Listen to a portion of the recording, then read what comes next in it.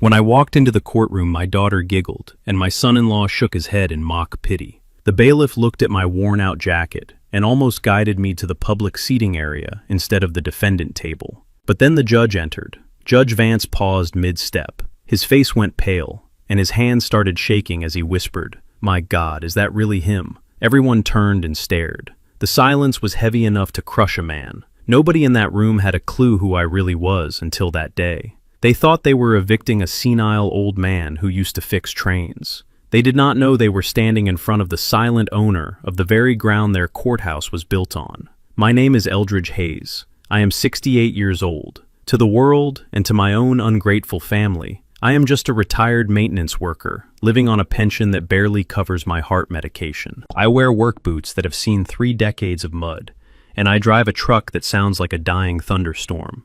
But there is a difference between being broke and being quiet. My daughter Jasmine and her husband Brent made the fatal mistake of confusing my silence for weakness. Before I tell you how I brought their entire empire down with a single signature, let me know where you are watching from in the comments below. Hit like and subscribe if you have ever had to stand up to family who underestimated your worth. The war between us did not start in that courtroom. It started 2 weeks earlier, on a Tuesday afternoon that smelled of rain and betrayal. The sound of metal hitting concrete is something you never forget, especially when that metal is your life's work. My red toolbox hit the driveway with a deafening crash. Wrenches, sockets, and screwdrivers scattered across the wet pavement like shrapnel. I stood there in the drizzle, watching my collection of 40 years lie in the mud. Brent, my son-in-law, stood on the porch. He did not even look at me. He was too busy rolling up a large blueprint and checking his expensive watch. He was a tall man, with the kind of confidence that only comes from never having to work for $1 in your life. He adjusted his silk tie and waved a dismissive hand at the mess he had just made. "Get this junk out of here, Eldridge," Brent said. His voice was flat and bored. "We need to clear out the basement. The investors for Colton Plaza are coming for a walkthrough on Friday, and I cannot have them seeing a grease monkey workshop in my house." I looked at the wrench lying nearest to my boot. It was a snap-on torque wrench I had bought in 1982 with my first big paycheck. That tool had fixed the tracks that carried supplies to half of Georgia. Now it was just junk to a man who could not change a tire if his life depended on it. "This is my home too, Brent," I said. My voice was calm, but my chest felt tight. "I paid the down payment on this house." Brent finally looked at me. He laughed. A short, sharp sound that had no humor in it. "You paid a down payment 10 years ago, Eldridge. Jasmine and I have been paying the mortgage. This is our house. The basement is now designated as the wine cellar. Your tools do not fit the aesthetic. Move them to the shed, or I will call the hauling company to take them to the dump." He turned his back on me and went back inside. He did not care that it was raining. He did not care that at 68 years old, bending down to pick up heavy iron was a battle for my joints. He only cared about his blueprints and his precious Colton Plaza project. I knelt down on the wet concrete. The rain was getting heavier, soaking through my flannel shirt. I reached for my tools. My hands were trembling, not from the cold, but from a rage I had not felt since the war. "Bip! Dad!" I looked up. Jasmine was standing in the doorway, my beautiful daughter, the girl I had carried on my shoulders at parades. The girl whose tuition I had paid for by working double shifts and skipping meals. She was wearing a cream-colored dress that probably cost more than my truck. She looked at me kneeling in the rain, and there was no pity in her eyes, only annoyance. "Jasmine," I said, "tell your husband that I need a place for my things. The basement has been my room for 5 years." She sighed and leaned against the doorframe, protecting her hair from the humidity. "Dad, please do not make a scene. Brent is under a lot of pressure right now. This project is huge for his firm. If he lands the Colton Plaza deal, we are going to be set for life. We need the house to look perfect." I stood up slowly, wiping the mud from my hands. "Perfect means throwing your father out into the yard." "You smell like oil, Dad," Jasmine said, wrinkling her nose. "It permeates everything. The investors are high-profile people. We cannot have the house smelling like a garage. Just move your stuff to the shed in the backyard. It is dry enough." The shed. She meant the rotting wooden structure at the edge of the property that we used to store fertilizer. It had no insulation, no heating, and a roof that leaked every time a bird landed on it. I took a step toward the door. "I need to get my heart medication, Jasmine. It is on the nightstand in the basement. She stepped in front of me, blocking the entrance. Her eyes darted to the street, checking if any neighbors were watching. "No, Dad. You are muddy. Stay out here. I will bring the pills to you later.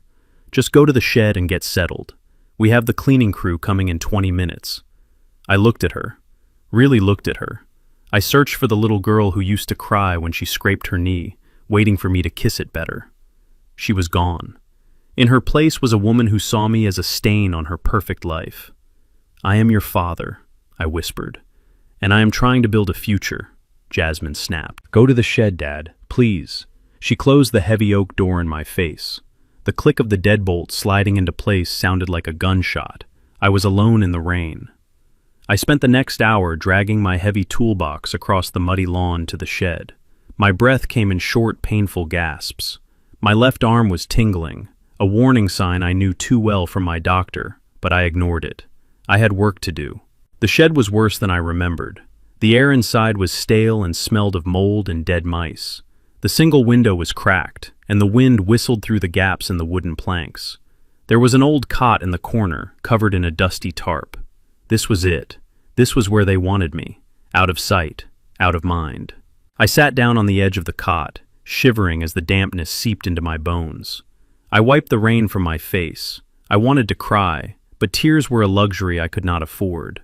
I had promised my wife Etta on her deathbed that I would always look out for Jasmine. I wondered what Etta would say if she could see me now, shivering in a garden shed while our daughter drank wine in the warm house we had built together.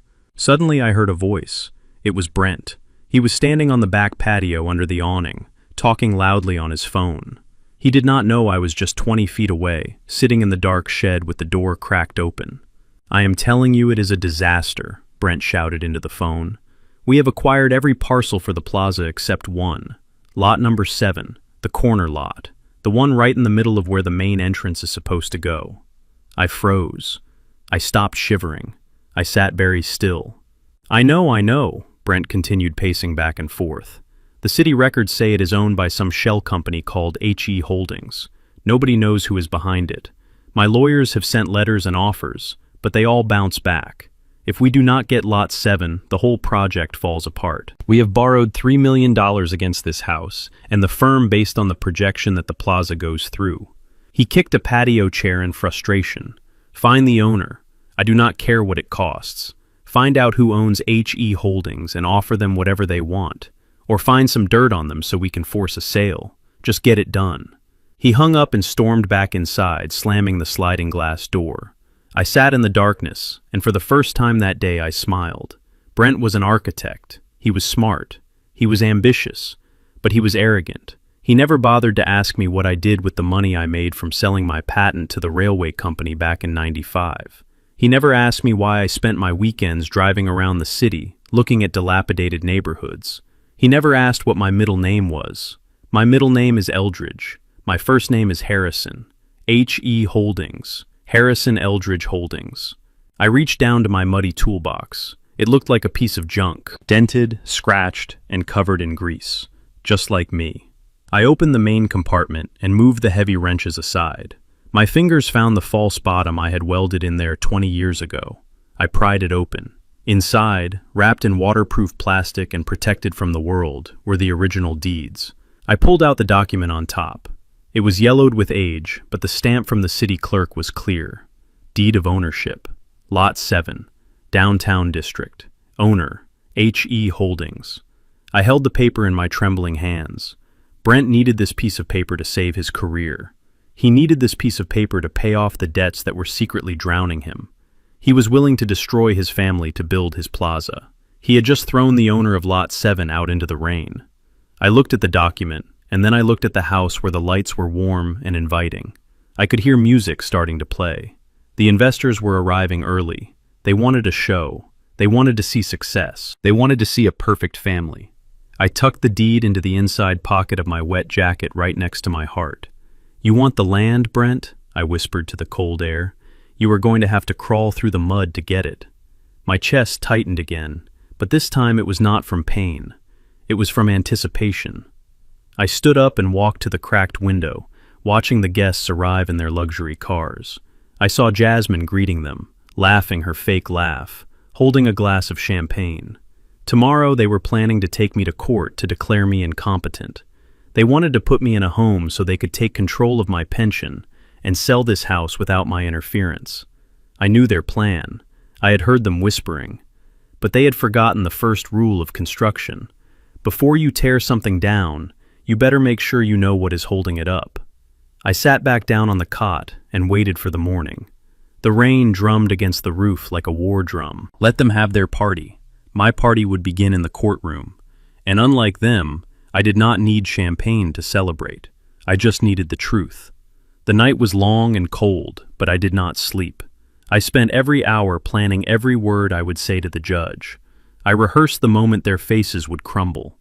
But I had no idea that the next morning would bring a betrayal far worse than being kicked out of my own house. I thought I had seen the bottom of their cruelty. I was wrong. The bottom was much deeper, and it was filled with something far more dangerous than just greed. The next afternoon, the sun came out, but it brought no warmth to my life. The storm had passed physically, but inside the Colton household, a hurricane was brewing. I was sitting in the shed cleaning the mud off a socket wrench when the door flew open. It was Brent. He was holding a bundle of black fabric that smelled of mothballs and stale closets. He threw it at me. The bundle hit my chest and unraveled onto the dirty floor. It was a waiter uniform. Specifically, it was a cheap polyester tuxedo jacket and a pair of oversized trousers that looked like they had been part of a high school theater production 10 years ago. "Put this on," Brent said. His voice was tight with stress. "The catering service is short one server.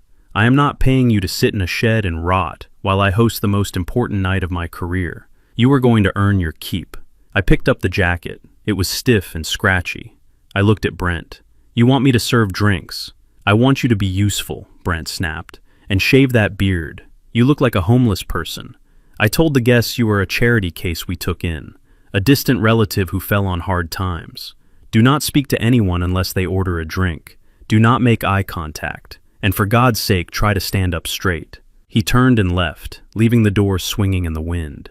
I held the cheap jacket in my hands. My fingers brushed against the rough fabric. In my other life, the life Brent knew nothing about, I wore suits tailored on Savile Row. I wore silk ties that cost more than this entire catering budget. But tonight I had to play the part. I had to become the ghost they thought I was.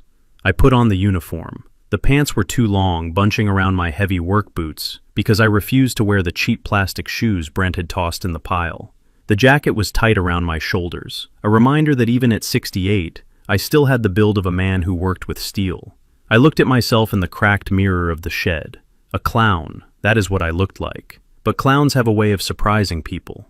I walked into the main house through the kitchen entrance. The transformation was startling. My daughter house had been turned into a palace of superficiality. Expensive flower arrangements covered every surface. A string quartet was playing softly in the corner. The air smelled of expensive perfume and desperation. Brent was terrified.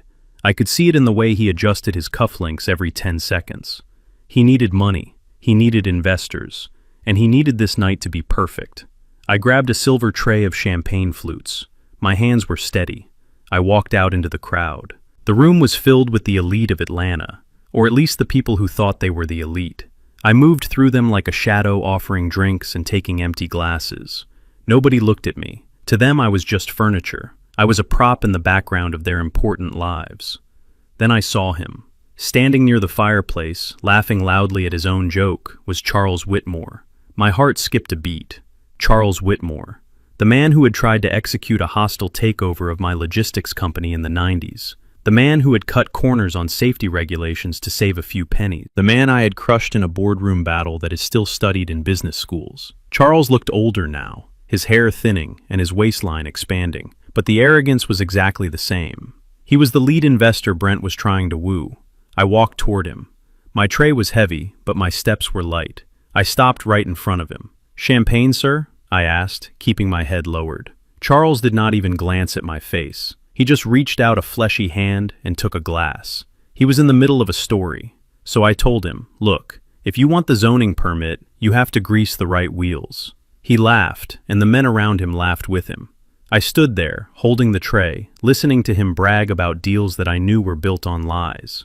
He had no idea that the man who had destroyed his empire 20 years ago was standing 12 inches away, serving him sparkling wine. It took every ounce of my discipline not to speak, not to say, "Hello, Charles. Do you remember the bankruptcy filing of '98? But I waited. Patience is a weapon. Suddenly, disaster struck. It was not my fault. A young waiter, rushing to the kitchen with a tray of empty hors d'oeuvre plates, tripped on the edge of the rug. He stumbled forward and bumped hard into my shoulder. I kept my balance. I did not drop a single glass, but the impact sent a wave of red wine slouching out of a glass held by the woman standing next to Charles. The dark liquid arched through the air in slow motion. It missed Charles' suit. It missed the woman's dress. It landed directly on Brent's shoes. The room went silent. The music seemed to stop. Brent looked down. His pristine, tan Italian loafers were now stained with a dark purple blotch that was spreading rapidly into the leather. These were not just shoes, they were his armor. They were the symbol of the success he did not actually have. Brent's face turned a color I had never seen before, a mix of purple rage and white panic. He looked at the young waiter who was trembling, then he looked at me. He needed a scapegoat. He needed someone to punish, to show these powerful men that he was in charge. "You clumsy old fool," Brent roared. I stood still, holding the silver tray. "It was not me, Brent," I said calmly. "Do not lie to me," Brent shouted. His voice echoed off the high ceilings. "You bumped him. I saw you. You are clumsy and you are useless. Look at what you did. These are Vittorio loafers. Do you have any idea what these cost?" I knew exactly what they cost. I knew because my holding company owned the exclusive import rights for Vittorio in the southeast. I knew the stitching was done by hand in Milan. I knew the leather was calfskin, and I knew Brent could not afford them. Jasmine rushed over. Her face was pale. "Brent, please," she whispered, touching his arm. "People are watching." "I do not care," Brent hissed, pulling away from her. He looked at me with eyes full of hatred. He pointed at the floor. "Clean it up." I looked at the stain on his shoe. "You want me to get a towel?" I asked. "No," Brent said. His voice dropped to a dangerous whisper. "I want you to clean it now, on your knees. Use your napkin. Show some respect for the things you destroyed." The room was deadly quiet. Charles Whitmore was watching with a smirk on his face. The other guests were looking away, pretending not to see the humiliation. Jasmine bit her lip, but she did not speak. She did not step in. She let her husband order her father to his knees. I looked at Jasmine. I gave her one last chance to be my daughter. One last chance to stop this madness. She looked down at the floor, avoiding my gaze. "Fine," I said. I set the silver tray down on a side table. I took the white linen napkin from my arm. My knees popped loudly as I lowered myself to the floor. The pain in my joints was sharp, but the pain in my heart was dull and cold. I knelt at the feet of my son-in-law. I began to dab at the wine on his shoe. The leather was ruined. The acid in the wine would eat the finish, but I wiped it anyway. I wiped it with the rhythm of a man who has scrubbed floors and fixed engines and built skyscrapers. There is no shame in labor. The shame was all theirs. As I worked, I felt a pair of shoes near my face. It was Charles Whitmore. He had stepped closer to get a better look at the show. He was enjoying this. He liked seeing a man on his knees. I looked at Charles' shoes. They were cheap, knockoffs. He was not doing as well as he pretended. I finished wiping Brent's shoe. It was still stained, but it was dry. I started to stand up. As I rose, I paused. My face was level with Charles Whitmore's ear. The music had started again, and the conversation was buzzing so nobody could hear us. I leaned in, just an inch. "Sell the Omnicorp shares, Charles," I whispered. My voice was low, gravelly, and unmistakable. "The merger is dead. The SEC is raiding their offices at 9 a.m. tomorrow."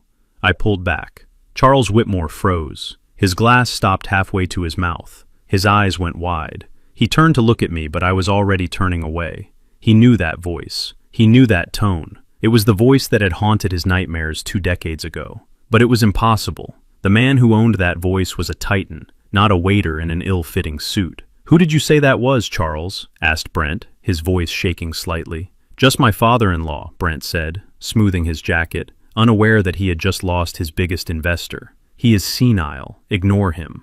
I walked to the kitchen. I did not stop. I walked past the catering staff who were looking at me with pity. I walked out the back door into the cool night air. I walked all the way to the shed. I took off the ridiculous jacket and threw it on the floor. I sat down on my cot and pulled my old flip phone from my pocket. It was a burner phone, untraceable and secure. My hands were not shaking. They were steady as stone.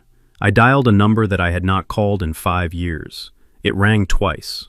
"Yes, sir," a voice answered. It was Cohen, my attorney. "Initiate Protocol 4, I said. There was a pause on the other end. "Are you sure, sir?" "Protocol 4 is the scorched earth option. It will freeze the assets of every subsidiary connected to the Colton project. It will trigger immediate audits. It will bankrupt him within 48 hours. I looked at the main house. I could see Brent's silhouette in the window, laughing, holding a fresh glass of wine. He thought he was a king because he made an old man kneel. He did not know that the old man was the one holding the crown. "I am sure," I said. "Do it." "And Cohen?" "Yes, sir. Buy all the Omnicorp stock you can get your hands on as soon as it crashes tomorrow. Then sell it when the rumor is proven false." "But sir, you told the guest—" "I told him a lie, Cohen. Let him sell. Let him panic. I want them all to feel what it is like to be powerless." I hung up the phone. I lay back on the cot and listened to the music drifting from the house. Protocol 4 had begun. By tomorrow morning, Brent credit cards would be declined. His construction loans would be called in. The land he thought he was about to buy would vanish from his grasp. I closed my eyes. They wanted me to be a servant. Fine. I had served them. I had served them a dish best served cold. But I knew this was just the beginning. When the money dried up, the real monster inside Brent would come out. He would look for someone to blame, and he would look at me. The next few days were going to be dangerous. I needed to be ready. I reached under my mattress and pulled out a small digital voice recorder. I checked the battery. Full. "Let them come," I whispered to the darkness. "I am ready." The following Saturday was Jasmine's 35th birthday. The house was once again filled with people who did not know her, but claimed to love her. They brought gifts wrapped in silver and gold paper boxes, from designers in Paris and Milan, and envelopes thick with cash.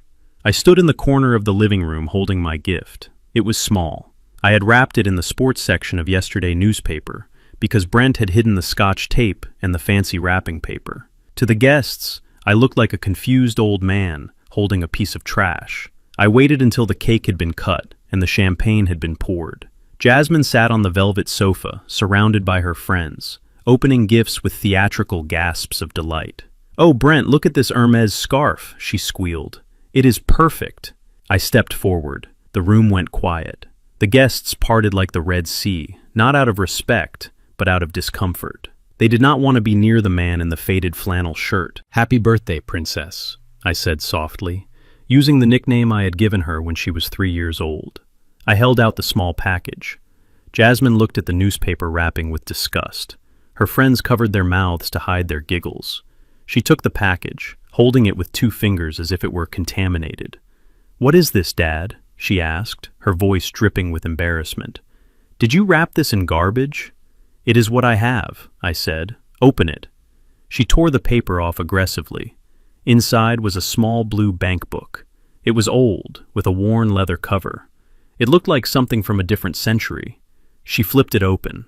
She did not look at the balance. She did not look at the transaction history, which showed monthly deposits for 35 years. Compound interest is a powerful thing. If she had looked, she would have seen a number starting with a 2 and ending with 6 zeros. She would have seen that she was a multi-millionaire. But she did not look. She saw a bank book from a local credit union, and her mind made an assumption. "Oh, Dad," she sighed, closing the book with a snap. "You gave me your savings account. What is in here?" $50. 100. "It is for your future," I said. Jasmine laughed. It was a cruel sound. My future. Dad, my shoes cost more than your entire life savings. You keep your Social Security pennies. Buy yourself some soap, or maybe a new shirt so you do not embarrass me next time.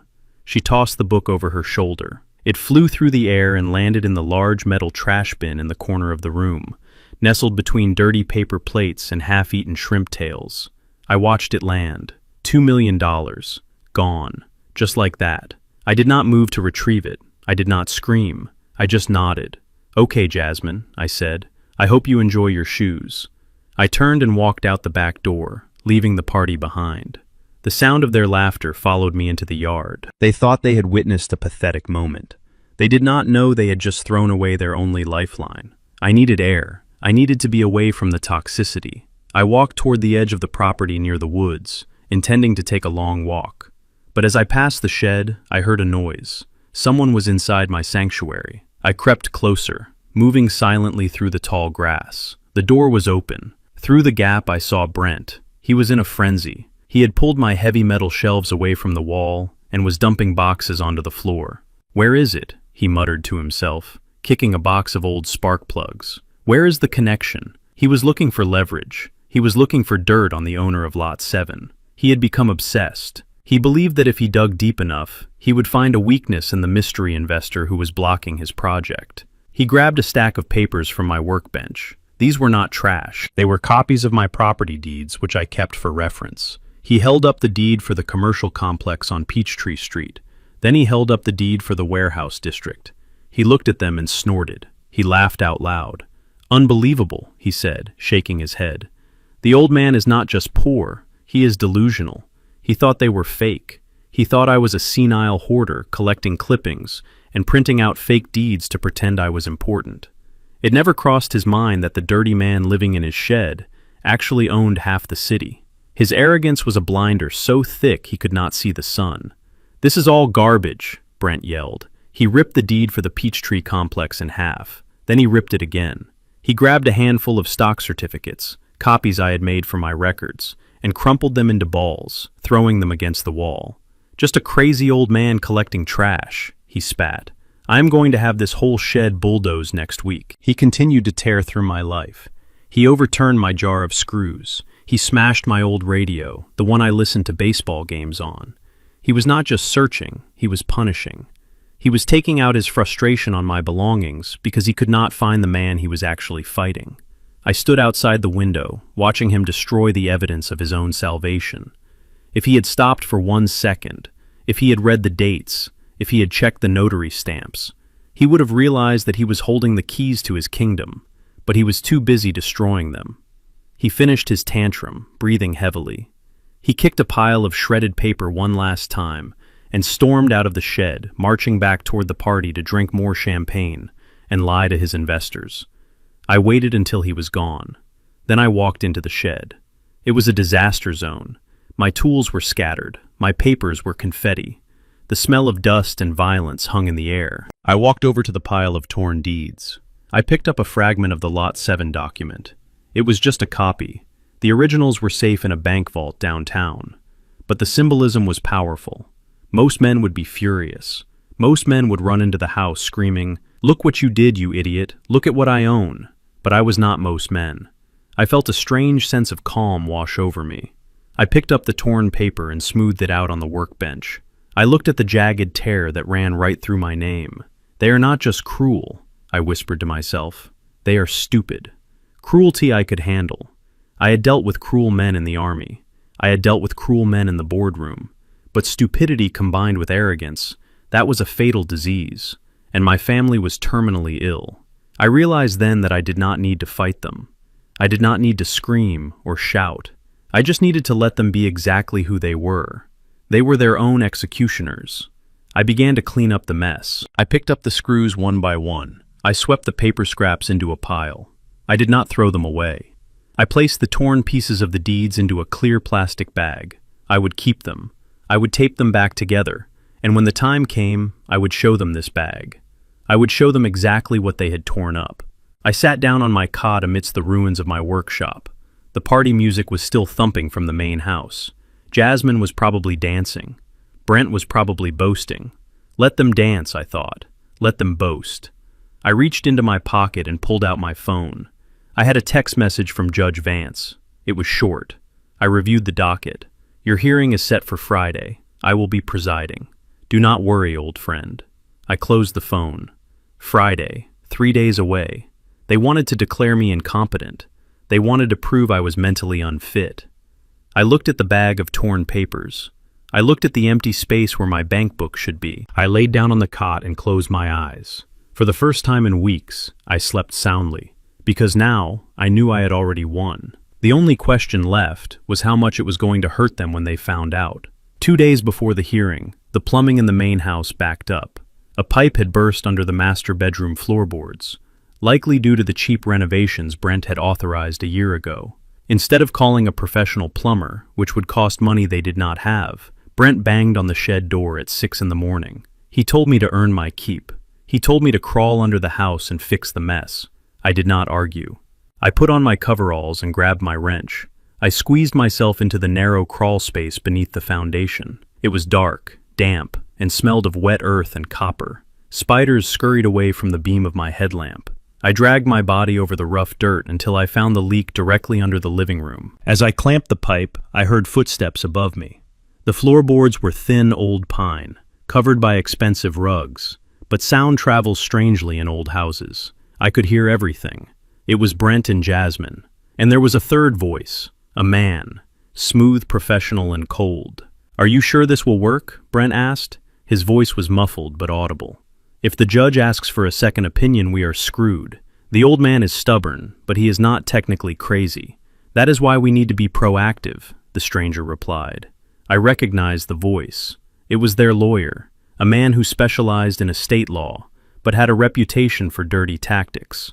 "We need to establish a pattern of decline. Incompetence is not just about being forgetful. It is about being a danger to oneself. If we can prove he is a liability, the court will grant you immediate, temporary conservatorship. Once you have that, you control his finances, his medical decisions, and his living arrangements." I stopped turning the wrench. My heart hammered against my ribs loud enough that I was afraid they might hear it through the floor. "But he does not have any finances," Jasmine said. Her voice sounded small, hesitant. "He is broke. Why do we need a conservatorship? We just need to put him in a home." "It is a precaution," the lawyer said. "Brent told me he found deeds in the shed. Even if they are just copies or delusions, we need the legal authority to sign on his behalf. If that mysterious Lot 7 actually does belong to him, or if he is somehow listed on the title by mistake, you need the power to sign the transfer papers. If he is declared incompetent, his signature becomes yours." I lay there in the dirt, paralyzed. It was not just about getting rid of me. It was a heist. They were trying to steal my identity, legally. They wanted to strip me of my rights as a human being so they could sign away my empire. "We need an incident," Brent said. "Something undeniable. Something that happens in front of a medical professional." "Tonight," the lawyer said. "Make it happen tonight. Dr. Aris is on call. He owes me a favor. If the old man has an episode, Dr. Aris will be there to witness it and sign the commitment papers." I lay in the darkness for a long time after they left the room. I finished fixing the pipe. I tightened the bolt until my knuckles turned white. I was not fixing their house anymore. I was sealing my resolve. They wanted an incident. They wanted a crazy old man. I decided right then and there that I would give them the greatest performance of my life. I crawled out from under the house, covered in mud and spider webs. I washed up at the garden hose. I did not go back to the shed. I sat on the back porch and waited for the sun to go down. I watched the shadows lengthen across the lawn, and I thought about the plays I used to watch with Etta. She loved theater. She always said that the best actors are the ones who make the audience believe the lie is the truth. Dinner was served at 7 o'clock. Usually, I ate alone in the kitchen after they had finished, or I took a plate to the shed. But tonight, Jasmine came to the back door. She was smiling. It was a tight, forced smile that did not reach her eyes. "Dad," she said softly, "come eat with us. I made gumbo, your favorite." I looked at her. She was wearing an apron over her designer dress, trying to play the role of the dutiful daughter. It broke my heart. She was willing to drug her own father for a signature. "Thank you, Jasmine," I said. "That sounds nice." I walked into the dining room. The table was set with the good china. Candles were flickering. Brent was already seated, pouring wine. He looked at me and nodded, a gesture that was supposed to be welcoming, but looked more like a predator acknowledging its prey. "Sit down, Eldridge," Brent said, pointing to the chair opposite him. "You worked hard on the pipes today. You deserve a hot meal." I sat down. The bowl of gumbo was placed in front of me. It was thick and dark, smelling of okra and spices. But under the aroma of the Cajun seasoning, there was something else. A faint chemical scent, acrid, metallic. I had spent 2 years in a field hospital unit during the war. I knew the smell of sedatives. I knew what crushed benzodiazepines looked like when they did not fully dissolve. I looked at the soup, then I looked at Jasmine. She was watching me, her hands gripping her napkin. She was terrified. She knew what she was doing was evil, but she was too weak to stop it. "Dig in, Dad," she said, her voice trembling slightly. "It is best when it is hot." I picked up my spoon. I stirred the gumbo slowly. I saw a small white speck swirl into the dark broth. "This looks delicious," I said. I lifted the spoon to my lips. I saw Brent lean forward, holding his breath. I put the spoon in my mouth, but I did not swallow. I held the liquid under my tongue. The taste was bitter, unmistakable. I reached for my napkin. I pretended to cough. "Excuse me," I said, pressing the thick cloth napkin to my mouth. "A bit spicy." I spit the liquid into the napkin and folded it quickly, keeping it in my hand. I took a sip of water to clear the taste. I repeated this process 4 times. Spoon to mouth, hold, cough, spit, fold. To them it looked like I was eating. I watched them relax. Brent started talking about the weather, about the football game, pretending everything was normal while he waited for his father-in-law to lose consciousness. I decided it was time. I let my eyelids droop. I let my hand holding the spoon shake. I do not feel so good," I mumbled, slurring my words intentionally. "Dad," Jasmine asked, feigning concern. "What is wrong?" The room. It is spinning," I said. I stood up, knocking my chair back. I grabbed the edge of the table. I looked at Brent with wide, confused eyes. "Why is the ceiling moving?" I shouted. Then I let my legs give out. I collapsed onto the floor, dragging the tablecloth with me. Dishes crashed. The candle holder fell over. I lay on the rug, twitching slightly, keeping my eyes half open. "Oh my God," Jasmine screamed. She sounded genuinely scared, now perhaps realizing the reality of what they had done. "He is having a breakdown," Brent yelled. "Call Dr. Eris, now." He did not call 911. He called the private doctor. That confirmed everything. I lay on the floor staring at the ceiling fan spinning above me. I slowed my breathing. I let my jaw go slack. I was an old man lost in the fog of his own mind. Or so they thought. 10 minutes later, the front door opened. Dr. Eris had arrived suspiciously fast. He must have been waiting around the corner. He came into the dining room carrying a black medical bag. He was a small man with nervous eyes and expensive cologne. He knelt beside me. "Can you hear me, Mr. Hayes?" he asked, shining a penlight into my eyes. I stared past him. I looked at the empty air above his head. "Etta," I whispered. My voice was raspy. "Etta, is that you?" "The train is coming, Etta. We have to move the cargo." I saw Brent smirk. This was exactly what he wanted. "He is hallucinating," Brent said, standing over us. "He has been like this for weeks, talking to dead people, forgetting where he is. Tonight he became violent. He threw the dishes. We are scared, doctor. We do not know what to do." Dr. Eris checked my pulse. He did not take a blood sample. He did not check for toxins. He just nodded. "It appears to be an acute episode of advanced dementia," Dr. Eris said, pulling a clipboard from his bag. "He is disoriented, delusional, and physically unstable. In my professional opinion, he is no longer capable of making decisions for his own welfare." He stood up and looked at Brent. "I can sign the emergency committal papers now. This will allow you to transport him to the facility immediately, and it will serve as the primary evidence for your competency hearing on Friday." "Do it," Brent said. "Get him out of here." I lay there listening to the scratch of the pen on paper. That sound was louder to me than the crashing dishes. It was the sound of my freedom being signed away. But they had made a mistake, a massive, arrogance-fueled mistake. By skipping the hospital and using a private doctor to falsify a diagnosis, they had just committed medical malpractice and fraud. And the digital recorder in my pocket, which I had turned on before I entered the room, had captured every word. I closed my eyes and let out a long moan. "Etta," I cried out one last time. "Save me." Jasmine started to cry. "I am sorry, Dad," she whispered. I did not answer. I let 2 paramedics who arrived shortly after lift me onto a stretcher. As they wheeled me out of the house, I saw Brent holding the signed papers like a trophy. He winked at the doctor. I let them load me into the ambulance. I let them strap me down. As the doors closed, shutting out the sight of my treacherous family, I stopped acting. My face went cold and hard. "You want a war, Brent?" I thought, as the siren began to wail. "You just declared it. But you forgot one thing.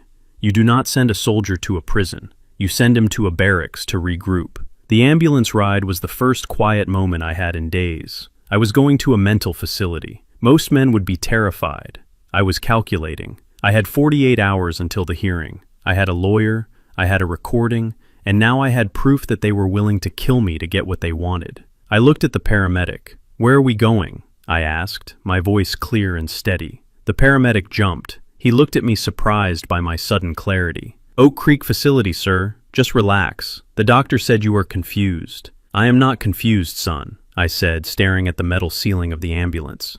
I have never been more lucid in my life. I closed my eyes again, preparing for the final battle. Friday was coming, and on Friday, the devil was going to learn that he had knocked on the wrong door. They locked the door from the outside. I heard the click of the deadbolt sliding into place, followed by the heavy footsteps of my son-in-law walking away. They had put me in the guest room on the first floor, the one with the bars on the windows that Brent had installed for security, but which now served as the bars of my cell. They thought they had trapped a confused old man. They forgot they were dealing with a man who had spent 40 years maintaining heavy machinery. A lock is just a mechanical suggestion to a man who knows how things are put together. I waited until the house was silent. The grandfather clock in the hallway chimed 2 times. The darkness was total. I did not turn on the lamp. I did not need light to work. My hands knew the shape of metal better than they knew the shape of my own face. I walked to the door. It was a solid oak door, one of the few quality things in this house, but the hinges were standard residential grade. And because this was an old house that had been renovated cheaply, the door frame had shifted slightly over the years, leaving a gap on the side. I knelt down. I reached into my pocket and pulled out a thin, stiff piece of wire I had taken from a spiral notebook earlier that day. I flattened it out. I slid it into the hinge barrel. I felt the resistance of the pin. I pushed. It did not move. It was painted over with layers of white latex paint. I took a deep breath. I applied steady pressure. I used the heel of my work boot to tap the wire gently, muffling the sound with a thick wool sock. Pop. The first pin slid up an inch. I pulled it out with my fingers. I repeated the process for the middle hinge and then the bottom one. I gripped the door handle. I lifted the heavy wood slightly to clear the carpet and pulled the door toward me from the hinge side. It swung open silently, leaving the lock engaged on the other side. I stepped into the hallway. The house was breathing slowly, the refrigerator humming in the kitchen, the wind rattling the shutters.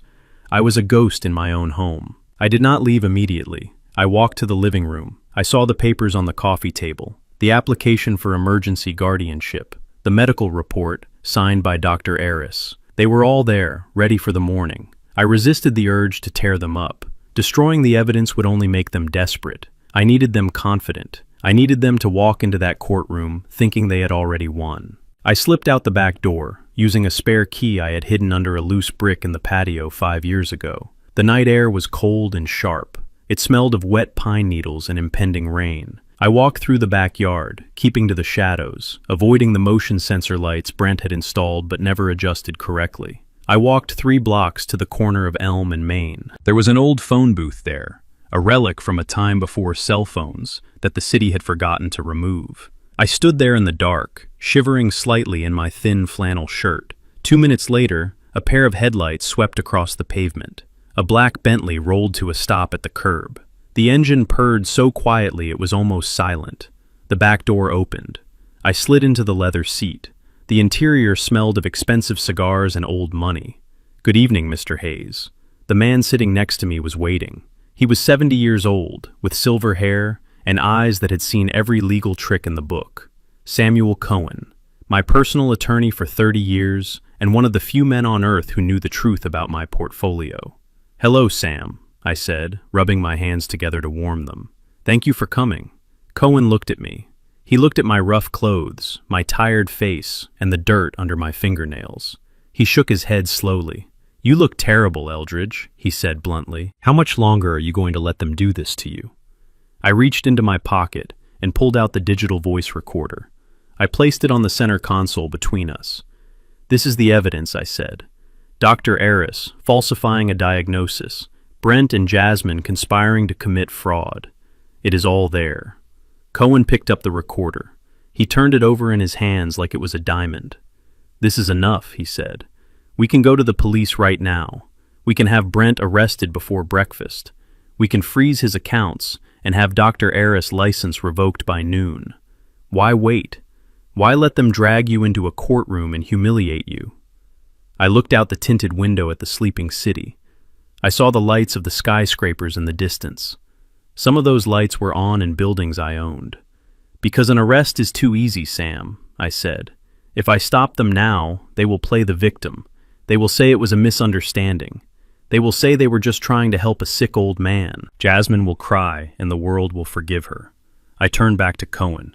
"I need them to say it under oath, Sam. I need them to stand before a judge and lie. I need the record to show exactly who they are when they think no one is watching. I want the betrayal to be absolute, so the justice can be absolute." Cohen sighed.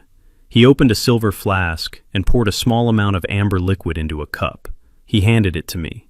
"You are a stubborn man, Eldridge," he said, "but you are right. Judge Vance is presiding. I spoke to him. He is expecting a show, but he does not know the twist yet." I took a sip of the brandy. It burned in a good way.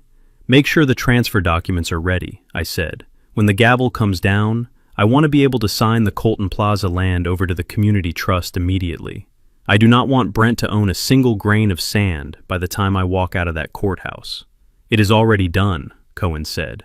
"And the stock purchase. We acquired 51% of Brent Architecture Firm through shell companies this afternoon. You are effectively his boss. He just does not know it yet." I smiled. It was a cold smile. "Does he still have the company car?" I asked. "The Porsche." Cohen nodded. "Yes." "Repo it," I said. "During the hearing. I want him to walk home." Cohen laughed, a dry chuckle.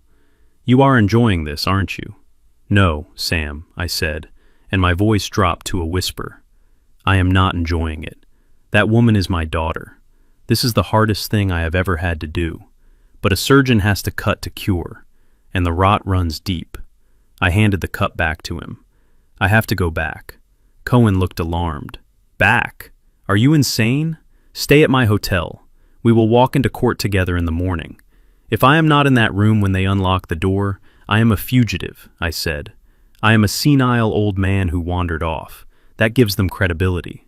But if I am there, sleeping in my bed when they come for me, then I am the victim. I am the helpless father they are persecuting." I opened the car door. The cold air hit me again. "See you in court, counselor," I said. I walked back into the darkness. The walk back felt longer. My legs were aching. My heart was heavy. I was walking back into a prison voluntarily. I slipped back into the house. The silence was still unbroken. I went to the guest room door. I lifted the heavy oak door and slid the hinges back onto the pins. It was difficult work. I had to align them perfectly by feel. I sweat profusely. My arm throbbed. But I did it. I tapped the pins back down. I stepped inside the room and pushed the door closed. The latch clicked. I was locked in again. I lay down on the bed. I did not take off my boots. I stared at the ceiling. They thought I was trapped. They thought the lock on the door was keeping me in. They were wrong.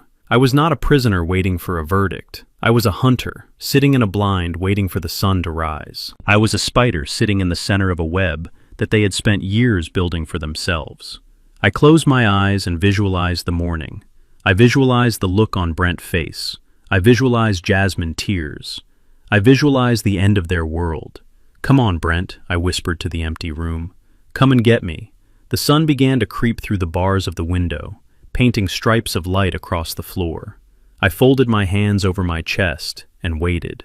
The trap was set. The bait was taken. Now all I had to do was wait for the snap. The sun was barely up when I heard the key turn in the lock. I had been awake for hours, sitting in the armchair by the window, watching the light slowly reveal the dust motes dancing in the air.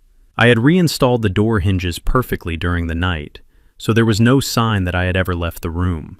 To them, I was just a prisoner waiting for his sentence. To me, I was a judge waiting to deliver the verdict. The door opened slowly.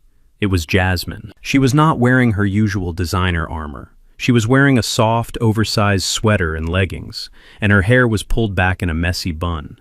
She looked tired. She looked vulnerable. For a second, just a split second, my heart softened. I saw the little girl who used to crawl into my bed during thunderstorms, clutching her teddy bear. I wanted to ask her if she was okay. I wanted to be her father. But then I saw what she was holding in her hands. It was a blue folder, the kind legal documents come in. She walked into the room and closed the door behind her. She did not look me in the eye immediately. She busied herself with placing a tray of breakfast on the small table. Toast, coffee, scrambled eggs. It was the first hot meal they had offered me in 2 days. It was the meal of a condemned man. "Dad," she said softly. Her voice cracked. "I brought you some breakfast." "Thank you, Jasmine," I said, keeping my voice level. She sat on the edge of the bed, wringing her hands. She started to cry. It was a quiet weeping, the kind that invites sympathy. She looked up at me with tear-filled eyes. "I hate this, Dad," she sobbed. "I hate seeing you like this. Dr. Aris says you are getting worse. He says the confusion is going to turn into aggression soon. We are just so scared." I took a sip of the coffee. It was lukewarm. I watched her performance. It was good. If I did not know about the conversation under the floorboards, I might have believed her. "What is in the folder, Jasmine?" I asked. She sniffled and wiped her eyes with her sleeve. "It is just some paperwork, Dad, for the facility. Oak Creek is a beautiful place. They have gardens. They have activities. You will have your own room with a view of the lake. It is not like a hospital. It is like a vacation resort." She opened the folder and pushed it across the table toward me. "We just need your signature on the consent form," she said. "Since the court hearing is tomorrow, this will just show the judge that you are willing to go, that you understand you need help. It will make everything easier." I looked at the document. It was titled Voluntary Admission and Transfer of Asset Management. It was not just an admission form. It was a total surrender. By signing this, I would be agreeing that I was mentally unfit, and I would be granting Brent and Jasmine immediate power of attorney over my affairs until the court ruled otherwise. "And if I sign this?" I asked. Jasmine reached out and touched my hand. Her skin was cold. "If you sign this, we can stop fighting, Dad. We can be a family again. And," she paused for effect, "and you can see Leo, my grandson." They had kept him away from me for months, telling him I was sick, telling him Grandpa was dangerous. "You will let me see Leo?" I asked, my voice trembling slightly. "Of course," she said, squeezing my hand. "He misses you. He asks about you every day. Once you are settled at Oak Creek, we will bring him to visit every weekend. I promise." She was using an innocent child as a bargaining chip.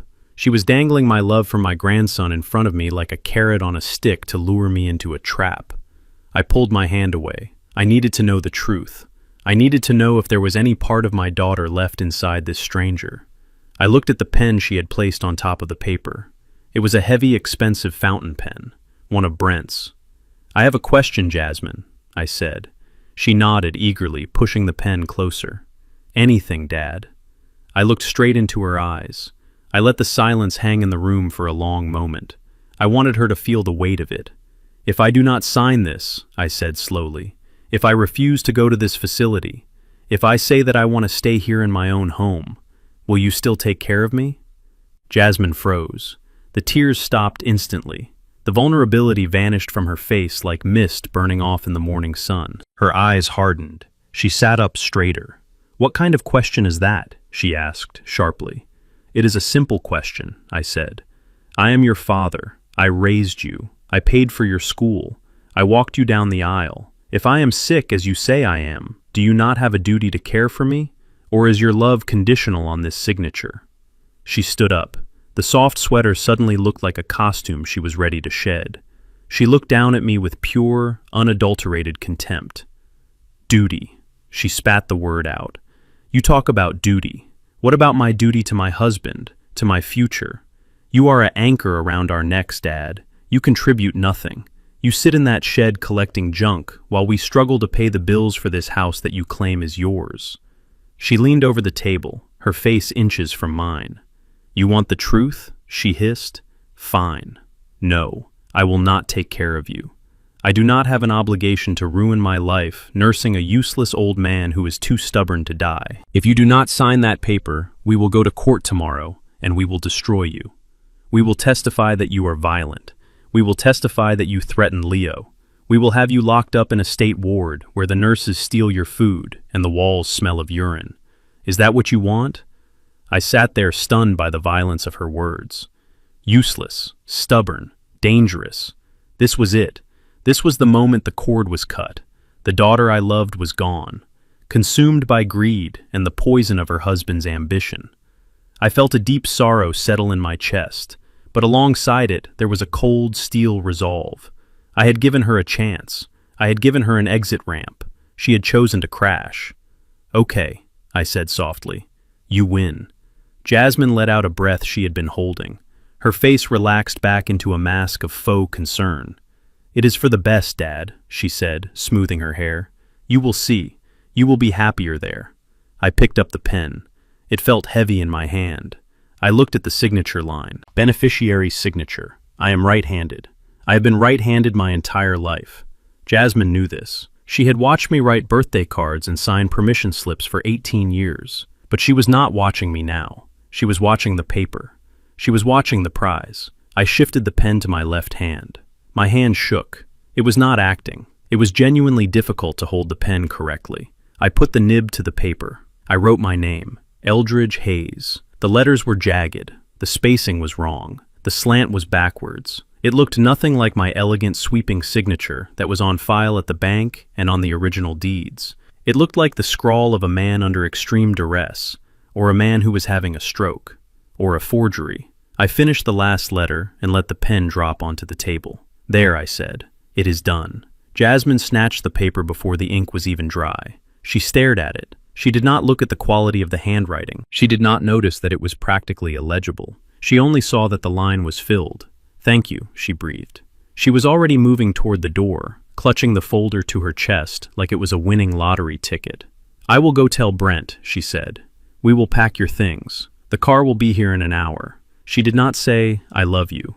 She did not say, I am sorry. She just turned her back on me and walked out. I heard her running down the hall. I heard her shout to Brent. He signed it. We got it. I sat back in the chair and finished my coffee. It was cold now, but it tasted sweet. They thought they had a confession. They thought they had a voluntary surrender. What they actually had was physical evidence of coercion. A forensic handwriting expert would take one look at that signature and testify that it was either forced or written by someone else. And combined with the recording of her threat to throw me in a state ward, that piece of paper was not a ticket to a nursing home. It was a ticket to prison. I stood up and walked to the window. A black sedan was pulling into the driveway. The transport service. I was ready to go. I would play their game for 24 more hours. I would let them take me to Oak Creek. I would let them think they had discarded me, because tomorrow I was coming back, and I was bringing the storm with me. The courtroom smelled of floor wax and old lies. It was a smell I knew well from my days negotiating contracts, but today it turned my stomach. I sat at the defendant table alone. My lawyer Cohen was in the room, but he was sitting in the back row of the gallery, disguised as a disinterested observer reading a newspaper. I had ordered him to stay there. I wanted the court to see me as a solitary figure, a confused old man with no friends and no resources, fighting a hopeless battle against his loving family. The bailiff called the case. In the matter of the mental competency of Eldridge Hayes, Brent attorney stood up. He was a man named Sterling, who wore a suit that cost more than my truck, and a smile that looked like it had been sharpened with a razor blade. He walked toward the bench with the confidence of a predator who knows the prey is already trapped. Your Honor, Sterling began, his voice smooth and practiced. We are here today with heavy hearts. No child wants to take away a parent independence, but in this case, we have no choice. Mr. Hayes is no longer the man he used to be. He has become a danger to himself and to others. I sat with my hands folded in my lap. I looked at the table. I did not look at the judge. I did not look at Brent. I played the part of the broken man perfectly. Sterling walked back to his table and picked up a large cardboard box. He carried it to the evidence table like it contained a bomb. We have evidence, Your Honor, Sterling said. Evidence of a severe decline into alcoholism and violent paranoia. He reached into the box and pulled out a bottle. It was a cheap plastic bottle of vodka, empty and crushed. Then he pulled out another, and another. He lined them up on the table. 6 empty bottles of the cheapest liquor money could buy. These were found in Mr. Hayes' living quarters, Sterling said solemnly, hidden under his mattress, buried in his toolbox. This explains the erratic behavior, the outbursts, the inability to maintain hygiene. The man is not just suffering from dementia, he is drowning in addiction. I looked at the bottles. I had never touched vodka in my life. I was a bourbon man, and I only drank 1 glass on Sunday evenings. These bottles were trash Brent had probably fished out of a dumpster behind a frat house, or bought just for this occasion. It was a lazy lie, but looking at the judge who was flipping through the file, I could see it was working. Sterling continued painting his portrait of me. He described a man who screamed at imaginary enemies, a man who forgot how to use a toilet, a man who had threatened to burn the house down because he thought the government was watching him. It was a masterpiece of fiction. If I did not know who I was, I might have believed him myself. Brent sat next to him, shaking his head sadly, acting the part of the concerned son-in-law who had tried everything. I felt a cold rage burning in my chest, not because of the lies I expected, but because of the laziness of them. They did not even bother to invent a believable story. They just took every stereotype of a poor old black man and threw it at the wall hoping it would stick. They reduced 40 years of hard work and discipline to a caricature of a drunk in a shed. I kept my face blank. I let my shoulders slump. I let them think they were burying me. Then came the dagger. I called Jasmine Hayes Colton to the stand, Sterling announced. My daughter stood up. She was dressed in a modest navy blue dress. She wore no jewelry. She had even worn flat shoes to make herself look smaller, more vulnerable. She walked to the witness stand, clutching a tissue in her hand. She swore to tell the truth, so help her God. I wondered if lightning would strike the roof of the courthouse. Sterling approached her gently. Mrs. Colton, can you tell the court why you filed this petition? Jasmine took a deep breath. Her chin trembled. She dabbed at her eyes with the tissue before she even spoke. I love my father, she said, her voice breaking. I love him so much. That is why this is so hard. But I cannot watch him suffer anymore. She looked at me then. For the first time, she looked me in the eyes. I saw the tears running down her cheeks. They were real tears, but she was not crying for me. She was crying for the guilt she was trying to bury. Tell us about the incident on Tuesday, Sterling prompted. Jasmine sniffled. He did not know who I was. We were eating dinner and he started screaming. He thought the soup was poison. He threw the bowl at the wall. He called me Etta. That was my mother name. She died 10 years ago. She paused to let the sob escape. He terrified my son Leo. My little boy is afraid to go into the backyard because Grandpa screams at the birds. I just want him to be safe. I want him to get the help he needs. Oak Creek is a wonderful facility. They can take care of him in a way I just cannot anymore. The courtroom was silent. The stenographer typed rhythmically. The judge looked at me with pity. A sad case. Just another tragedy of aging. Sterling turned to the judge. Your Honor, you have the medical report from Dr. Aris confirming the diagnosis. You have the testimony of the daughter. You have the physical evidence of substance abuse. We ask that you grant immediate, permanent conservatorship to Mrs. Colton so she can manage her father's affairs and get him the medical attention he desperately needs. It was over. The trap had snapped shut. They had painted me as a monster and themselves as saints. I sat there and I felt a strange sense of calm. I looked at the clock on the wall. It was 9:45. Suddenly the side door behind the judge's bench opened. The court clerk, a young woman with glasses, hurried in. She whispered something to the presiding judge. The judge listened, frowned, and then nodded. He picked up his gavel. Due to a family emergency, I must recuse myself from the remainder of the morning docket, the judge announced. A replacement judge has been assigned and is ready to step in immediately. Court will recess for 2 minutes. He stood up and left the room. The tension in the room shifted. Brent leaned over to Sterling. What does this mean? Brent whispered loudly enough for me to hear. Is this a problem? Sterling waved his hand dismissively. Not at all. It is just a procedural change. The case is a slam dunk. The testimony is already on record. The new judge will just review the file and rubber stamp the order. We are fine. Relax, Brent. In 10 minutes, you will own the land. Brent smiled. He loosened his tie slightly. He looked at me and winked. I did not wink back. I watched the door. 2 minutes later, the bailiff shouted, "All rise." The door opened. A figure stepped out. He was tall. He walked with a slight limp, the result of shrapnel in his left leg from a grenade in 1971. He had broad shoulders that even his black robe could not hide. His hair was gray, cut short in a military style. His face was like carved granite, stern and unyielding. It was Judge Vance. I heard a gasp from the back of the room. It was Cohen. He knew. Vance walked up the steps to the bench. He did not look at the lawyers. He did not look at the gallery. He sat down and opened the file in front of him. He put on his reading glasses. He read in silence for a long time. The only sound in the room was the humming of the air conditioner. Sterling cleared his throat. "Your Honor, if I may." "Sit down, counsel," Vance said. His voice was deep and rough, like gravel rolling inside a cement mixer. "I am reviewing the evidence." Vance flipped through the pages. He looked at the medical report signed by Dr. Aris. He lingered on it for a moment, his brow furrowing. Then he looked at the photos of the vodka bottles. Finally, he looked up.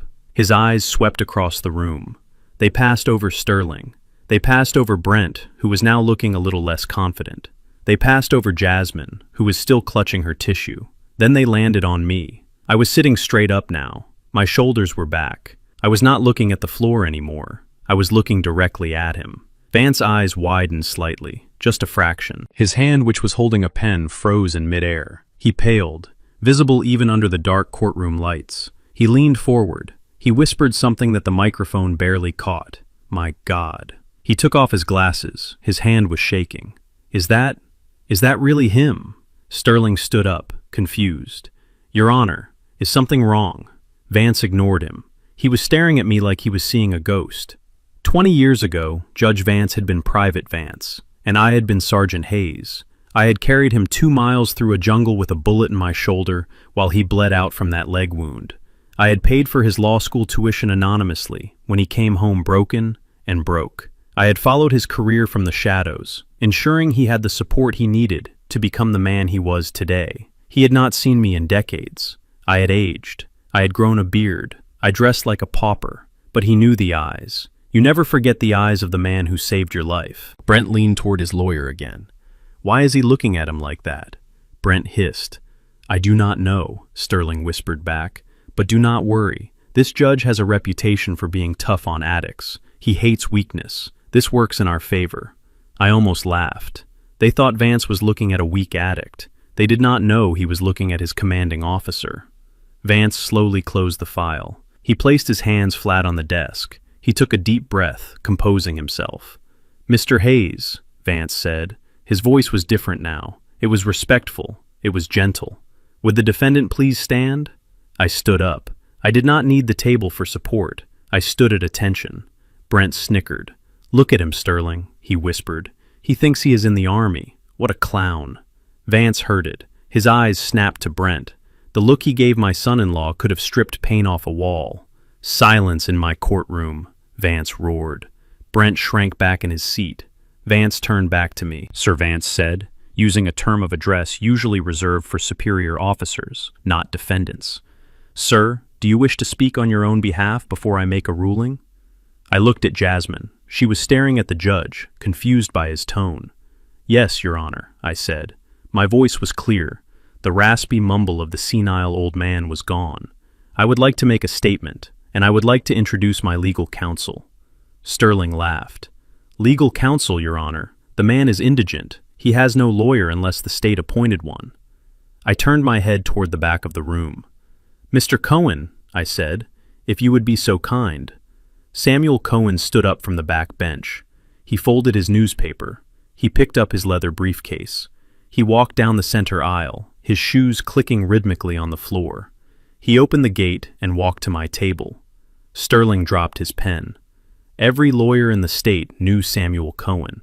He was the shark that ate other sharks. He did not represent indigent old men. He represented corporations. He represented billionaires.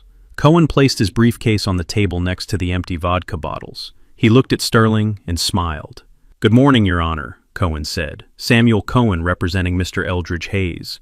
We are ready to proceed, and we have a few exhibits of our own we would like to present." I looked at Brent. His face had gone gray. He looked at Jasmine. She had stopped crying. The trap was sprung. The door was locked. And now the real trial was about to begin. The silence that followed Cohen's introduction was heavy. It hung in the air like smoke.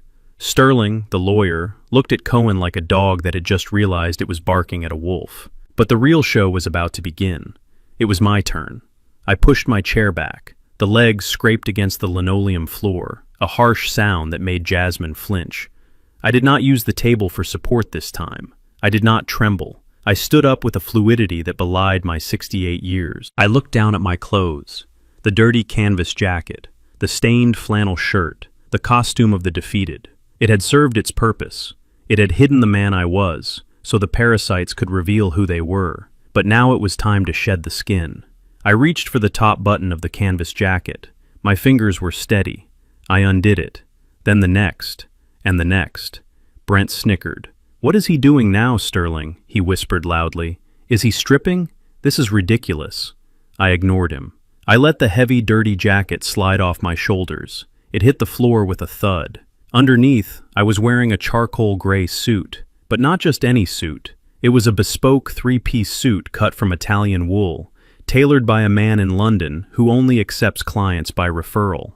It fit me like a second skin. It emphasized the width of my shoulders and the straightness of my back.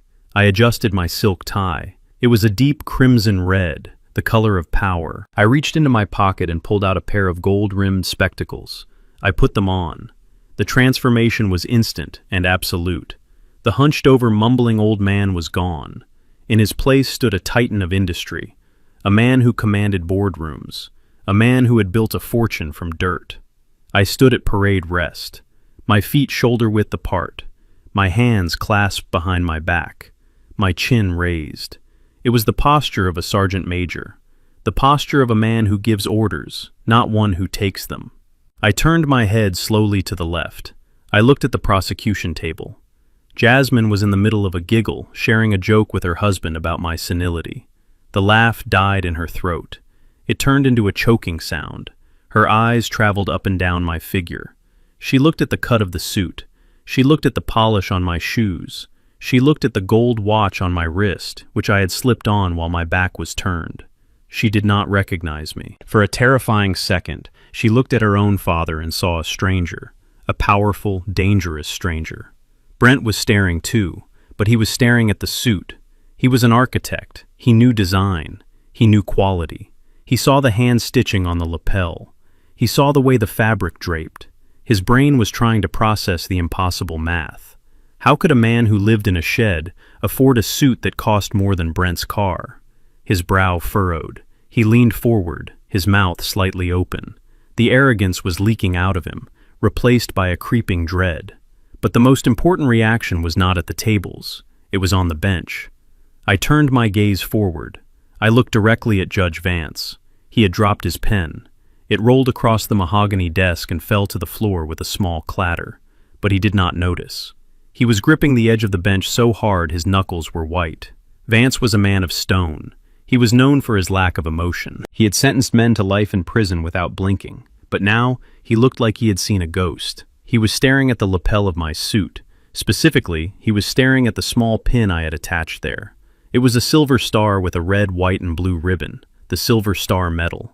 Vance's breath hitched. He took off his reading glasses, his hands trembling uncontrollably. He leaned forward, squinting as if trying to bring a memory into focus. The courtroom was frozen. The stenographer had stopped typing.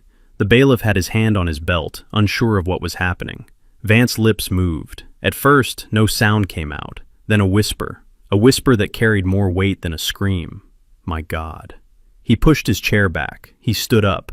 This was a breach of protocol. Judges do not stand for defendants. But Vance was not looking at a defendant anymore. He walked around the side of the bench. He limped slightly, his left leg stiff. I knew exactly which bullet had caused that limp, because I was the one who had tied the tourniquet. He stopped 10 feet away from me. He looked into my eyes. He looked past the wrinkles. He looked past the gray hair. He saw the eyes of the man who had dragged him through a rice paddy in 1971, while mortar shells turned the world to fire. "Is that really you?" he asked. His voice was thick with emotion. "Is that really him?" Sterling jumped up. "Your Honor, I object. This is highly irregular. The defendant is—" "Sit down," Vance roared, without looking away from me. He took another step closer. He looked at me with a mixture of awe and disbelief. He saw the scar on my neck, the one I got from the same explosion that took his leg. "Sergeant Hayes," he whispered. I did not smile. I did not cry. I maintained my bearing. I looked him in the eye with the cold steel gaze that had kept 20 men alive in the jungle. I nodded once, a sharp military nod. "Hello, Judge Vance," I said. My voice was deep, resonant, and commanding. It filled the room, bouncing off the walls. "It has been a long time. Private Vance." The use of his old military rank hit him like a physical blow. It stripped away his robes. It stripped away his title. In that moment, he was just a young, scared soldier, and I was the leader who had promised to get him home. Vance's eyes filled with tears. He did not care who was watching. He did not care about the court reporter. He snapped his heels together. He straightened his back, ignoring the pain in his leg. And right there in the middle of the courtroom, the presiding judge saluted the defendant. It was a sharp, crisp salute, a salute of absolute respect. I returned the salute, slow, precise. "At ease, Private," I said softly. Vance lowered his hand. He let out a breath he seemed to have been holding for 30 years. "I thought you were dead," he said, wiping his eyes. "The records said—" "The records were wrong," I said. "I came back. I built a life. I built a business. And I raised a family." I turned my head slightly to glare at Jasmine and Brent, or at least I tried to. Vance followed my gaze. He looked at Brent. The look of warmth vanished from his face, instantly replaced by a fury that was terrifying to behold. He realized what was happening. He realized that this man, this hero who had saved his life, was the same man being accused of being a senile drunk by these vultures. He turned back to me. "Sir Vance said, his voice shaking with rage. "Are these the people? Are these the ones trying to commit you?" "Yes," I said calmly. "They claim I am incompetent. They claim I am a burden. They claim I have nothing." Vance let out a dark laugh. "Nothing. You have more honor in your little finger than they have in their entire lineage." He walked back to the bench. He did not sit down. He stood there, towering over the courtroom. He looked at Sterling. He looked at Brent. "You have made a grave mistake," Vance said. His voice was low and dangerous. "You came into my courtroom, and you tried to lie to me. But worst of all, you tried to dishonor a man who is a national hero." Brent stood up, his legs shaking. "Your Honor, we did not know. He never told us. He lived in a shed. He lived where he chose to live," Vance shouted, slamming his hand on the desk. "And you treated him like garbage." Vance turned to Cohen. "Mr. Cohen, I assume you have the documentation to prove Mr. Hayes' financial status, since that seems to be the only thing these people care about." "I do, Your Honor," Cohen said, stepping forward. "And I believe the court will find that Mr. Hayes is not only competent, but he is likely the wealthiest person in this building." Vance nodded. "Proceed, Mr. Cohen. I want to hear everything, and I want the record to show every single word." I sat back down. I crossed my legs. I adjusted my cufflink. I looked at Jasmine. She was pale as a sheet. She was gripping the railing in front of her. She looked at me, but she did not see her father anymore. She saw a stranger who had just turned her world upside down. I did not look away. I held her gaze until she was forced to look down. The ambush was over. The counterattack had begun, and unlike the jungle this time, I would show no mercy. The bailiff unlatched the swinging gate that separated the gallery from the well of the courtroom. Samuel Cohen walked through it with the casual confidence of a man entering his own living room. He placed his heavy leather briefcase on the defense table next to my crushed vodka bottles. The sound of the brass latches clicking open echoed in the silent room. Click, click. It sounded like the cocking of a double-barreled shotgun. Sterling, the lawyer for my son-in-law, tried to regain control. He stood up, adjusting his expensive tie, which now looked like a noose around his neck. "Your Honor, I must object again," Sterling stammered. "Mr. Cohen is a corporate litigator who charges $1,000 an hour. The defendant is a destitute man living on a pension. Unless Mr. Cohen is working pro bono for charity, which seems unlikely given his reputation, I fail to see how Mr. Hayes has retained him. This is a farce. Cohen did not even look at Sterling. He reached into his briefcase and pulled out a single sheet of paper. He slid it across the table toward the court reporter. "I am not working pro bono," Mr. Sterling Cohen said. His voice was dry and devoid of emotion. "I am on a retainer, a very substantial retainer that has been paid monthly for the last 30 years. And if you are wondering about the source of those funds, I suggest you look at the screen." Cohen nodded to his paralegal, who had set up a projector in the corner of the room. The lights in the courtroom dimmed slightly. A beam of white light cut through the dust and hit the projection screen. A complex diagram appeared. It was a corporate structure chart, a pyramid of companies. At the bottom were dozens of small LLCs, real estate management firms, logistics companies, tech startups. Above them were mid-level holding companies, and at the very top of the pyramid was a single entity, Hayes Holdings. Cohen picked up a laser pointer. A red dot danced across the screen. "This, Your Honor, is the corporate structure of the largest private land ownership group in downtown Atlanta," Cohen explained. "It owns 12 office buildings, 3 shopping centers, and the majority of the undeveloped land in the warehouse district." He moved the red dot to the top of the pyramid, to the name listed as sole proprietor, Harrison Eldridge Hayes. A gasp went through the room. It started in the back row and rippled forward. Brent was staring at the screen. His mouth was open. His eyes were darting back and forth between the screen and me. He was doing the math. He was realizing that the man he had forced to sleep in a shed was worth more than the entire architecture firm he worked for. But the horror was just beginning. Cohen clicked a button on a remote. The slide changed. "This is a breakdown of the debt held by Colton Architecture and Design," Cohen said. "Specifically the construction loans for the proposed Colton Plaza project." The screen showed a loan document, a loan for $3.5 million. "As you can see," Cohen continued calmly, "the primary lender for this project is Atlanta First Commercial Bank, a regional bank that specializes in high-risk construction loans." Brent nodded slowly. He knew this. He had signed the papers. He did not see the trap yet. Cohen clicked the remote again. "And this," Cohen said, "is the ownership structure of Atlanta First Commercial Bank." The red dot landed on a familiar name, Hayes Holdings. The color drained from Brent's face so fast it looked like his blood had evaporated. He gripped the edge of the table. He looked at me. His eyes were wide with terror. "You own the bank," Brent whispered.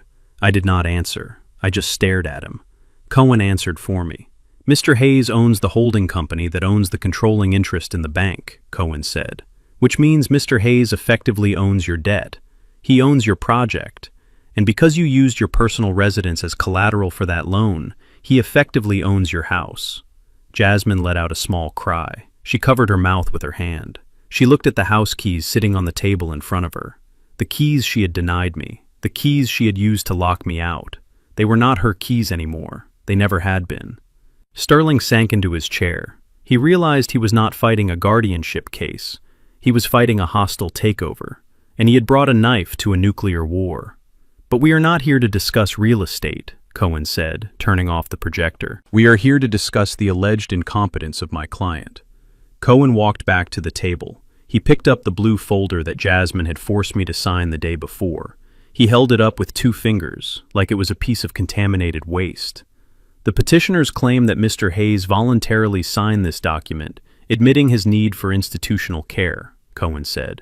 "They claim he signed it of his own free will, in a moment of lucidity." Cohen walked to the witness stand. He placed the document in front of Jasmine. "Mrs. Colton, is this the document you witnessed your father sign yesterday morning?" Jasmine looked at the paper. She nodded. Her confidence was gone. She was trembling. "Yes," she whispered. "And you testified earlier that he signed it with his right hand, is that correct?" Cohen asked. Jasmine hesitated. She looked at Brent for help. But Brent was staring at the floor, engaging in a silent panic attack. I think so," Jasmine said. "I mean, he just signed it." I was watching him. Cohen smiled. It was a shark smile. "Interesting," Cohen said. "Because Mr. Hayes has been right-handed since birth. His military records confirm it. His employment records confirm it. Every check he has ever signed for 30 years confirms it." Cohen pulled another document from his briefcase. It was the original deed to the house. "This is the deed to the property signed 10 years ago," Cohen said, showing it to the judge. Notice the signature, fluid, slanted to the right, firm pressure. He picked up the consent form. Now look at this signature. Jagged, slanted to the left, shaky. He turned to Jasmine. Mrs. Colton, do you know why a man who is right-handed would sign a legal document with his left hand? Jasmine stammered. Maybe his arthritis was hurting. Or, Cohen interrupted, his voice rising slightly, or maybe he did it on purpose. Maybe he did it to signal distress. A distress signal that you were too greedy to notice because you were so eager to lock him away. Sterling jumped up. Objection, Your Honor. This is speculation. Sustained, Judge Vance said, but his eyes were glued to the two signatures. He saw the difference. Any blind man could see it. We do not need to speculate, Cohen said, because Mr. Hayes is a man of foresight. He knew that his word would not be enough against the word of his beloved daughter, so he took precautions. Cohen turned to the bailiff. Your Honor, I would like to submit into evidence a video file recorded yesterday morning in the guest bedroom of the Colton residence. Judge Vance nodded. Proceed.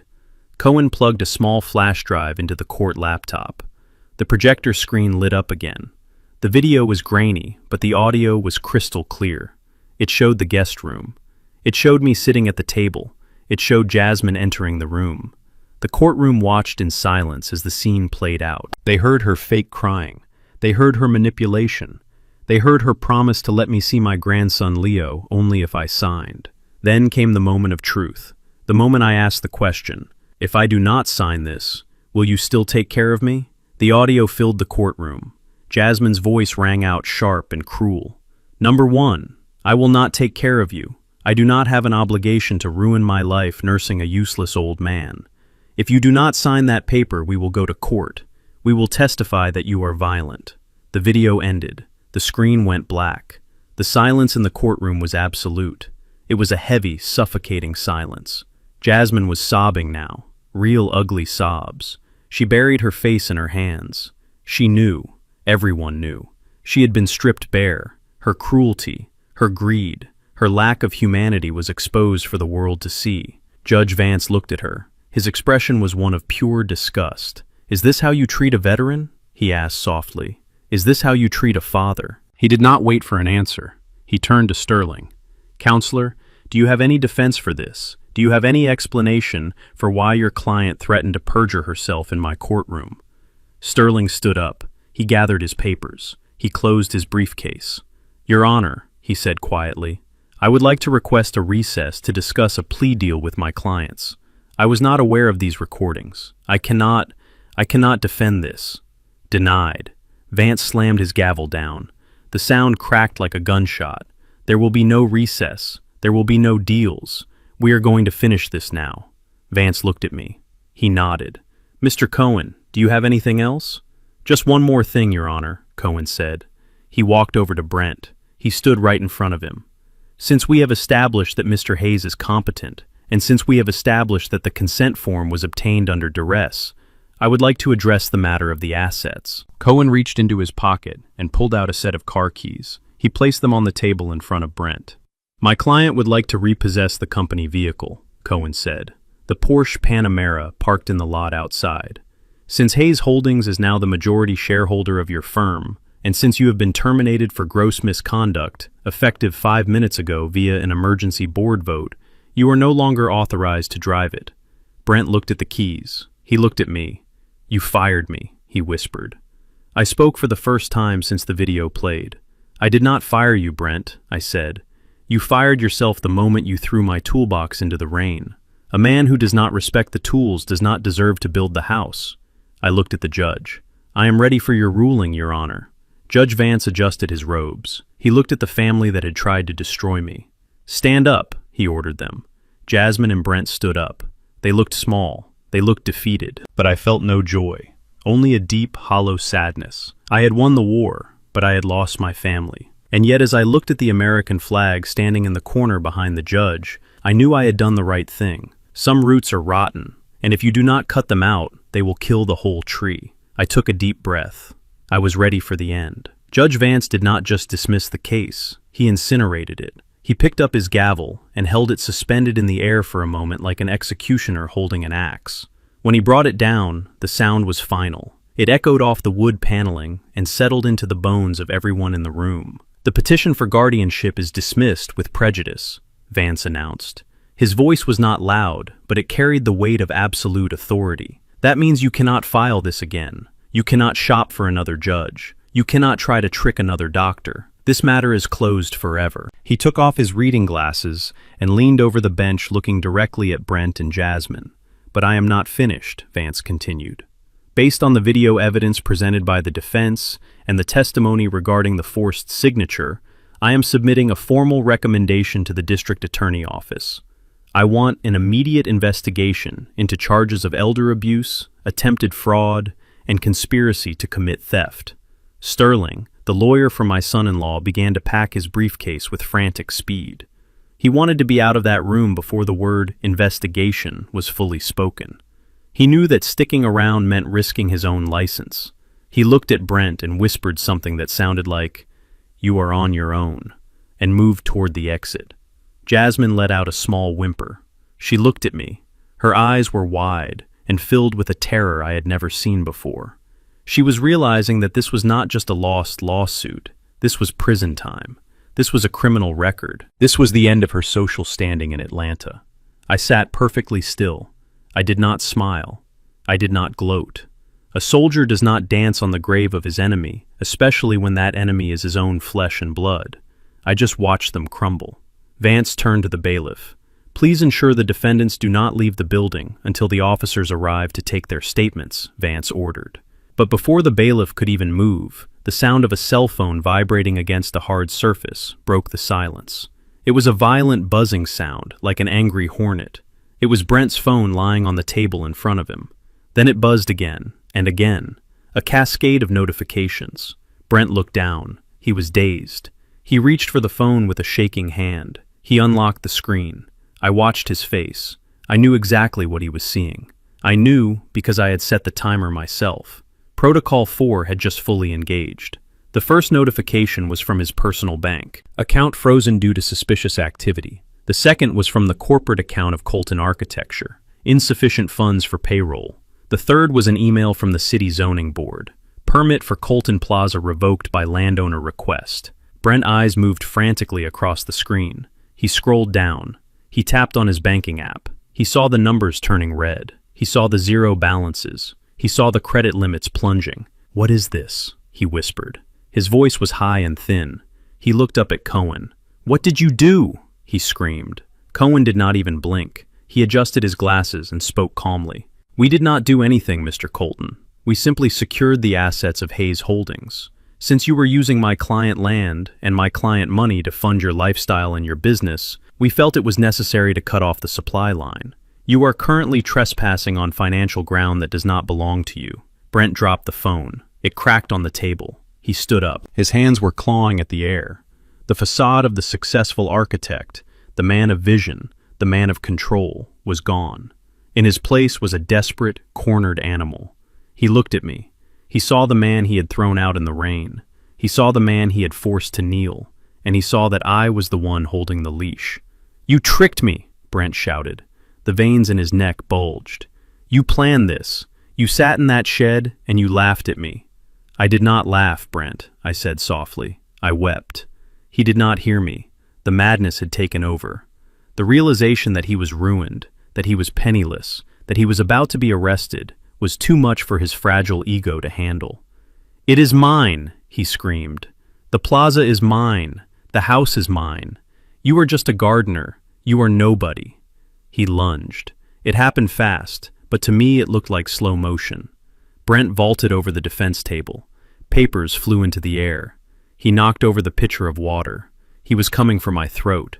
Jasmine screamed. I did not flinch. I did not move. I did not need to. Before Brent could take 2 steps toward me, the bailiff, a man the size of a linebacker, tackled him mid-air. They crashed to the floor in a tangle of limbs. Brent fought. He was thrashing and kicking, spitting curses at me. "I will kill you," he roared. "I will take it all back. It is mine." 2 more officers rushed in from the hallway. They pinned him down. I heard the distinct metallic click of handcuffs snapping shut. "Get off me," Brent yelled, his face pressed against the courtroom floor. "Do you know who I am? I am Brent Colton. I am the lead architect of—" "You are under arrest," the bailiff shouted, forcing Brent's arms behind his back. "You have the right to remain silent." I stood up slowly. I walked over to where my son-in-law lay pinned to the ground. He looked up at me. His expensive suit was covered in dust. His nose was bleeding. His eyes were wild with hate and confusion. The courtroom was deadly silent. Even Jasmine had stopped crying. She was staring at her husband in horror. I looked down at him. I adjusted my cufflinks. I looked at the man who had tried to bury me. "Brent," I said. My voice was calm, cold, and devoid of pity. It was the voice of a judge delivering a death sentence. "You spent 5 years trying to build a legacy. You drew blueprints. You held galas. You bought Italian shoes." I paused, letting the words sink in. "But you forgot the most basic rule of architecture. You never build a heavy structure on a weak foundation." I leaned closer. "You built your life on my land. You built your business with my money. And you tried to build your future on my grave." Brent stopped struggling. He just stared at me, breathing heavily. I shook my head slowly. "You kicked me out of my own house because you said I did not fit the aesthetic. You said I was clutter. Well, Brent, I am cleaning up the clutter now." I stood up straight and looked him in the eye one last time. "You are a bad architect, son. And you are an even worse man. Get him out of here," Vance ordered from the bench. The officers hauled Brent to his feet. He did not scream anymore. The fight had left him. He looked at me with a look of pure shock. He finally understood the scale of his mistake. He had not just poked a bear. He had tried to steal the cave while the bear was still inside. As they dragged him out, the heavy doors swung shut behind him. The sound was like a book closing. I turned to look at Jasmine. She was sitting alone at the table. Her husband was gone. Her lawyer was gone. Her money was gone. She looked small. She looked like a child who had broken a vase and was waiting for the punishment. But I had no more words for her. Not yet. The legal battle was won. The financial battle was won. But the emotional battle, the one that mattered most, was just beginning. I turned to Cohen. "Let us go, Sam," I said. "I have a company to run." I walked out of the courtroom. I did not look back. I walked with my head high, my steps echoing in the hallway. I walked out into the bright Atlanta sun. I was free. But as I stood on the courthouse steps, I realized that freedom has a taste, and today it tasted like ashes. The heavy wooden doors of the courtroom swung shut behind me, muffling the sounds of my son-in-law being dragged away in handcuffs. The hallway was cool and quiet, a stark contrast to the heated chaos I had just left behind. My lawyer, Samuel Cohen, walked beside me, silently, carrying his briefcase like a shield. He knew better than to speak. He knew that a victory in court does not always feel like a victory in the heart. I walked toward the exit, my dress shoes clicking rhythmically on the marble floor. I wanted to get to the car. I wanted to get to the silence of the Rolls-Royce, where I could finally let my guard down. But I did not make it to the door. "Dad, wait!" The voice was shrill, desperate, and broken. I stopped. I did not turn around immediately. I took a deep breath, steeling myself for what I knew was coming. I heard the rapid staccato of high heels running across the floor. Then I felt a hand grab my arm. "Please, Dad, you cannot just walk away." I turned slowly. Jasmine was standing there. The polished socialite of the morning was gone. Her hair was coming loose from its bun. Her mascara had run down her cheeks in dark, jagged lines. She looked terrified. Not the terror of a child who has lost a parent, but the terror of a parasite that has lost its host. She gripped the sleeve of my Italian suit. Her knuckles were white.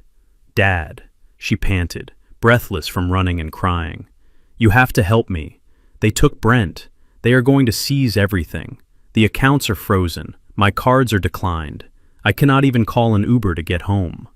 I looked at her hand on my arm, the same hand that had pointed me toward the shed 2 days ago. "You do not have a home, Jasmine," I said, my voice low and steady. "The house is collateral for the loan Brent defaulted on. My bank will begin foreclosure proceedings tomorrow morning." Jasmine's eyes widened. She shook her head frantically. No, you cannot do that. Where will I go? Where will Leo sleep? Dad, please. You are a millionaire. We saw the charts. You own half the city. You can fix this. Just write a check. Just tell the lawyers to stop. She was pleading for money. Even now, with her husband in a police car and her father revealed as a titan of industry, her first instinct was not to apologize for the betrayal. It was to ask for a bailout. I gently removed her hand from my arm.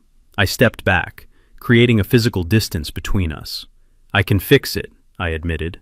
I could write a check right now that would clear all the debts and buy you a new house. It would be easy for me. It would cost me less than I make in a week of interest. Jasmine's face lit up with hope, a pathetic, greedy hope. Yes, she breathed. Yes, please, Dad. I know we made mistakes, but we were desperate. Brent pressured me. I did not want to hurt you. We are family. Family helps each other. I looked her in the eye. Family, I repeated. I reached into the inside pocket of my jacket. Jasmine watched my hand intently, expecting a checkbook. Instead, I pulled out a small, worn blue booklet. It was the savings account book, the birthday present she had thrown into the trash can 3 days ago. I had retrieved it that night, wiping off the cocktail sauce and smoothing out the bent corners. I held it out to her. "Do you recognize this?" I asked. Jasmine looked at the book. She looked confused. That is the savings book," she stammered. "The one you gave me." I nodded. "You threw it away," I said. "You called it garbage. You said you did not want my pennies." I pressed the book into her hand. She took it automatically. "I am giving it back to you," I said. Jasmine looked at the book, then at me. Her face fell. "Dad, this is nothing." "What is in here?" "A few $100s. I have legal fees. I have debt. I need real money." I looked at her with a mixture of pity and stern resolve. "Open it, Jasmine." She opened the book with trembling fingers. She flipped to the last page. She stared at the final entry. Her mouth dropped open. $50,000. It was not millions, but to a woman who currently had zero, it was a fortune. "This is not a few hundred," I said. "This is $50,000. I have been saving this for you since the day you graduated high school. I put aside a little bit every month from my pension. It was supposed to be a surprise for your 40th birthday, but I think you need it now." Jasmine stared at the number. Tears welled up in her eyes again. "Dad," she whispered. "Listen to me closely," I said, cutting her off. "This is not a bailout. This is a survival kit." I pointed to the book. "This money is enough to rent a modest apartment for 6 months. It is enough to buy food for you and Leo. It is enough to buy you a suit for job interviews." "Job interviews," she repeated, as if the concept was foreign to her. "Yes," I said. "You are going to get a job, Jasmine. You have a degree. You are smart. You are going to work. You are going to wake up early. You are going to pay your own bills. You are going to learn what it costs to keep the lights on." "But 50,000 won't last long," she protested, panic creeping back into her voice. "What happens when it runs out?" "Then you will have earned more," I said simply. I leaned in closer, my voice hardening. "You called me a useless old man, Jasmine. You said I was a burden because I did not contribute. You measured a man's worth by the size of his bank account. Well, now you are going to learn the truth. Money is not worth. Character is worth. And right now your character is bankrupt." I stepped back. "I am giving you a fishing rod, Jasmine. I am not giving you a fish. If you want to survive, you will learn to catch your own dinner. And if you want to be my daughter again, you will learn to respect the people who cook it for you." Jasmine clutched the book to her chest. She looked like she was about to argue, to scream, to throw a tantrum. But something in my eyes stopped her. She saw the wall I had built. She saw that the ATM was closed permanently. "What about Brent?" she whispered. "Brent is facing 5 to 10 years in prison for fraud and elder abuse," I said. "I suggest you get a divorce lawyer. Use some of that 50,000. It will be the best investment you ever make." I turned to walk away. "Dad, wait," she cried out again. Will I see you again? Can Leo see you?" I paused. The mention of my grandson was the only thing that pierced my armor. "When you have a job," I said without turning around, "when you have an apartment that you paid for with your own money, when you can look me in the eye and tell me you understand why I did this, then bring Leo to my house, the real house, not the shed." I started walking again. "Until then, Jasmine, you are on your own." I walked through the revolving doors and out into the bright sunlight. The heat of the day hit me, but I felt cold inside. A sleek black Rolls-Royce was waiting at the curb. The driver, a man named Marcus who had been with me for 10 years, opened the rear door. "Good afternoon, Mr. Hayes," Marcus said. "Where to, sir?" "Take me to the office, Marcus," I said. "I have a lot of work to do." I slid into the back seat. The leather was soft and cool. The door closed with a heavy, solid thud, shutting out the noise of the city, shutting out the world. I looked through the tinted window. Jasmine had followed me out. She was standing on the sidewalk, clutching the blue bank book. She looked lost. She looked small against the backdrop of the massive courthouse. She was watching the car, watching her salvation drive away. I saw her shoulders shaking. She was crying. I felt a lump form in my throat. I wanted to tell Marcus to stop. I wanted to open the door and tell her to get in. I wanted to take her home and fix everything like I did when she was 6 years old and broke her doll. But I sat still. My hands gripped the armrest. If I helped her now, I would destroy her. If I saved her from the consequences of her actions, she would never grow. She would stay the same selfish, cruel person who tried to lock her father away. I was doing this because I loved her. And sometimes love means letting people fall so they can learn how to stand up. I watched her figure recede as the car pulled away. She became a small blue dot in the distance, and then she was gone. A single tear rolled down my cheek. I let it fall. I did not wipe it away. "It is done," I whispered to the empty car. Cohen, who was sitting in the front seat, looked back at me in the rearview mirror. He nodded once, respectful of my silence. The car glided through the streets of Atlanta. I was the winner. I had my dignity. I had my fortune. I had my freedom. But as I looked at the empty seat beside me, I realized the price of victory. I was the richest man in the city, and I was the loneliest man in the world. "Drive faster, Marcus," I said, my voice cracking slightly. "Just drive." The car accelerated, merging into the traffic, leaving the wreckage of my family in the rearview mirror. The drive to the headquarters of Colton Architecture took 20 minutes. It was a glass and steel tower in the heart of the business district, a building that shouted success and modernity. For the last 5 years, this building had been a fortress. I was barely allowed to enter. I used to come here to drop off paperwork, or bring lunch to Brent when he was working late. I would stand in the lobby, wearing my work boots and my flannel shirt, waiting for permission to go up.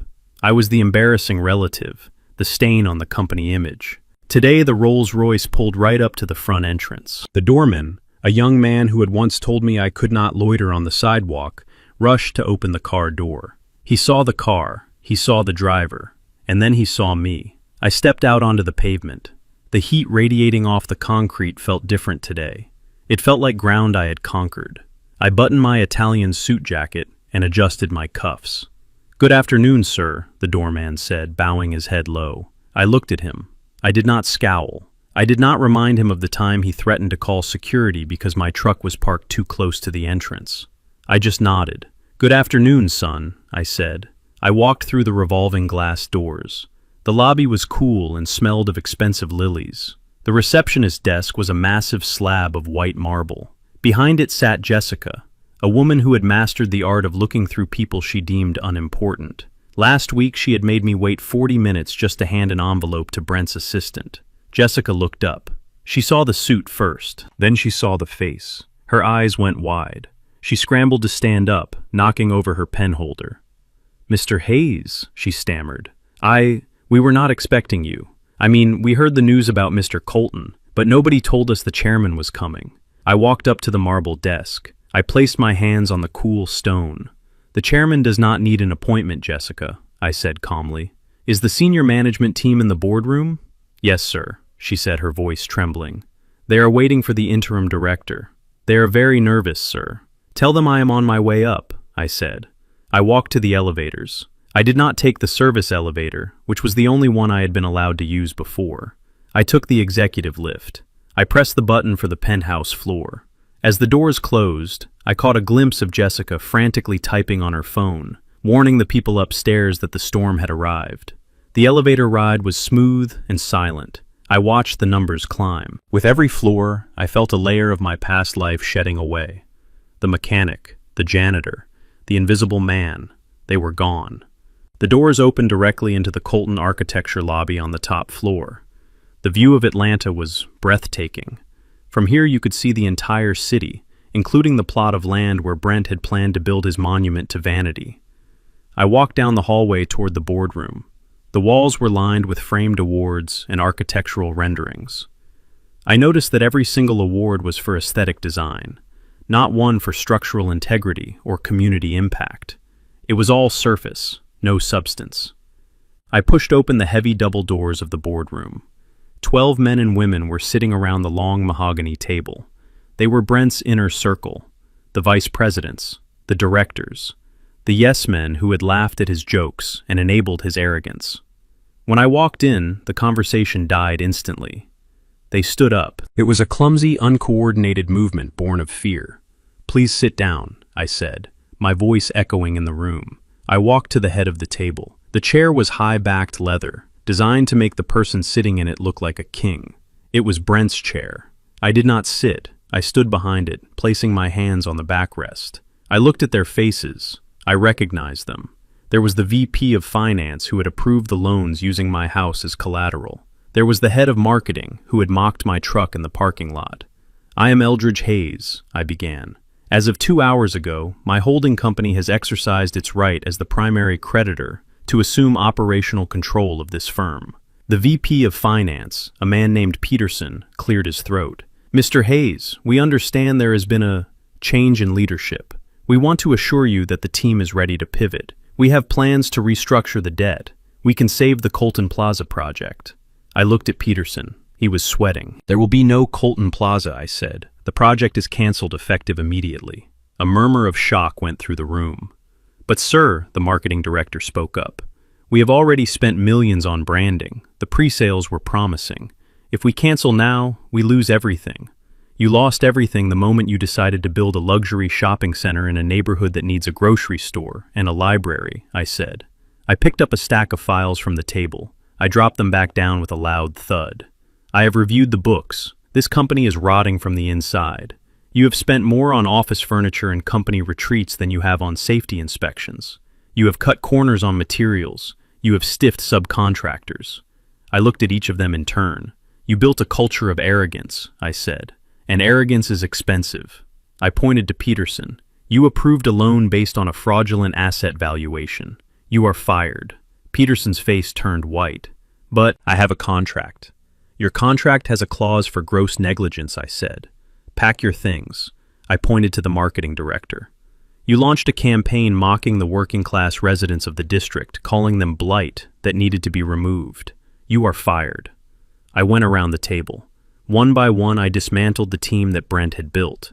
I fired the director of operations. I fired the head of design. I fired the HR manager who had helped Brent draft the letter to the nursing home. By the time I was finished, only 3 people remained. The junior architects, the ones who actually did the work while the others took the credit. They looked terrified, waiting for the axe to fall on them too. "You 3, I said, softening my tone slightly. "You are staying." They blinked in confusion. "We are staying," one of them asked. "Yes," I said.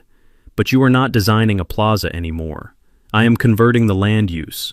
We are going to build a trade and technical skills center. We are going to teach young people from the neighborhood how to be electricians, plumbers, and carpenters. We are going to give them tools, not shopping bags." I looked at them.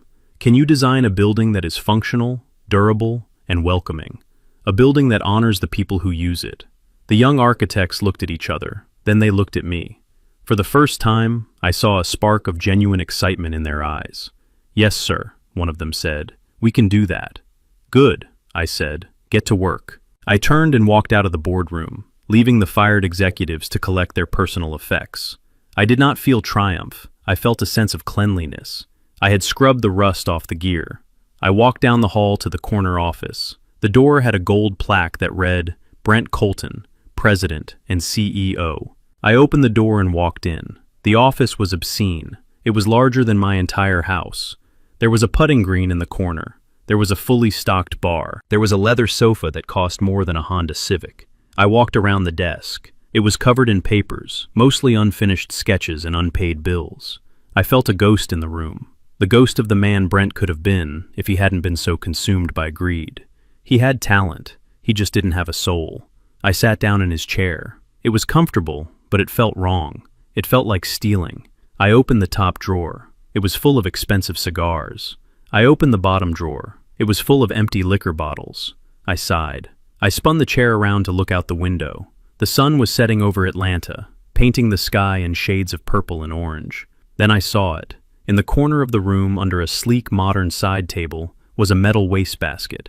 It was overflowing with trash that Brent had cleared off his desk in a rage before he left for court. Sticking out of the trash was a silver frame.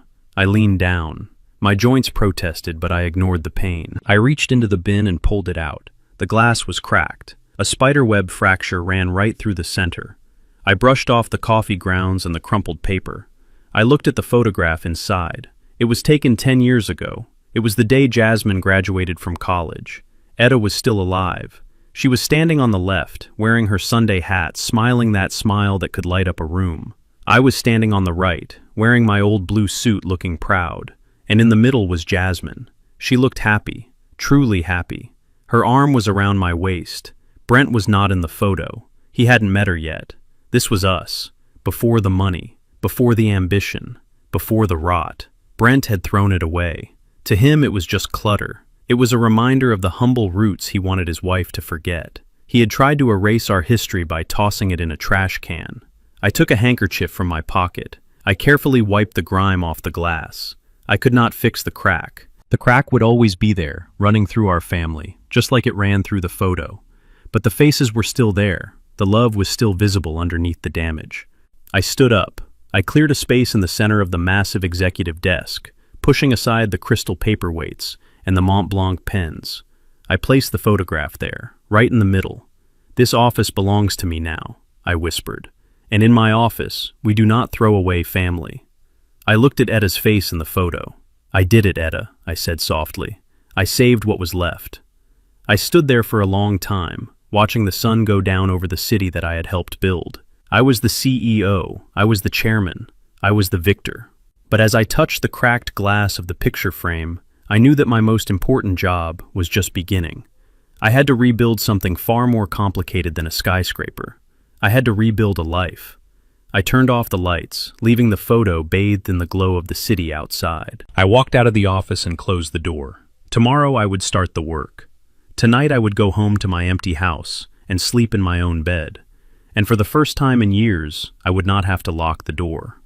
6 months had passed since the day the gavel fell in Judge Vance's courtroom. 6 months of silence between me and my daughter. To the world, I was the reclusive billionaire reshaping the Atlanta skyline with community centers and affordable housing. I was on the cover of magazines. I was receiving awards.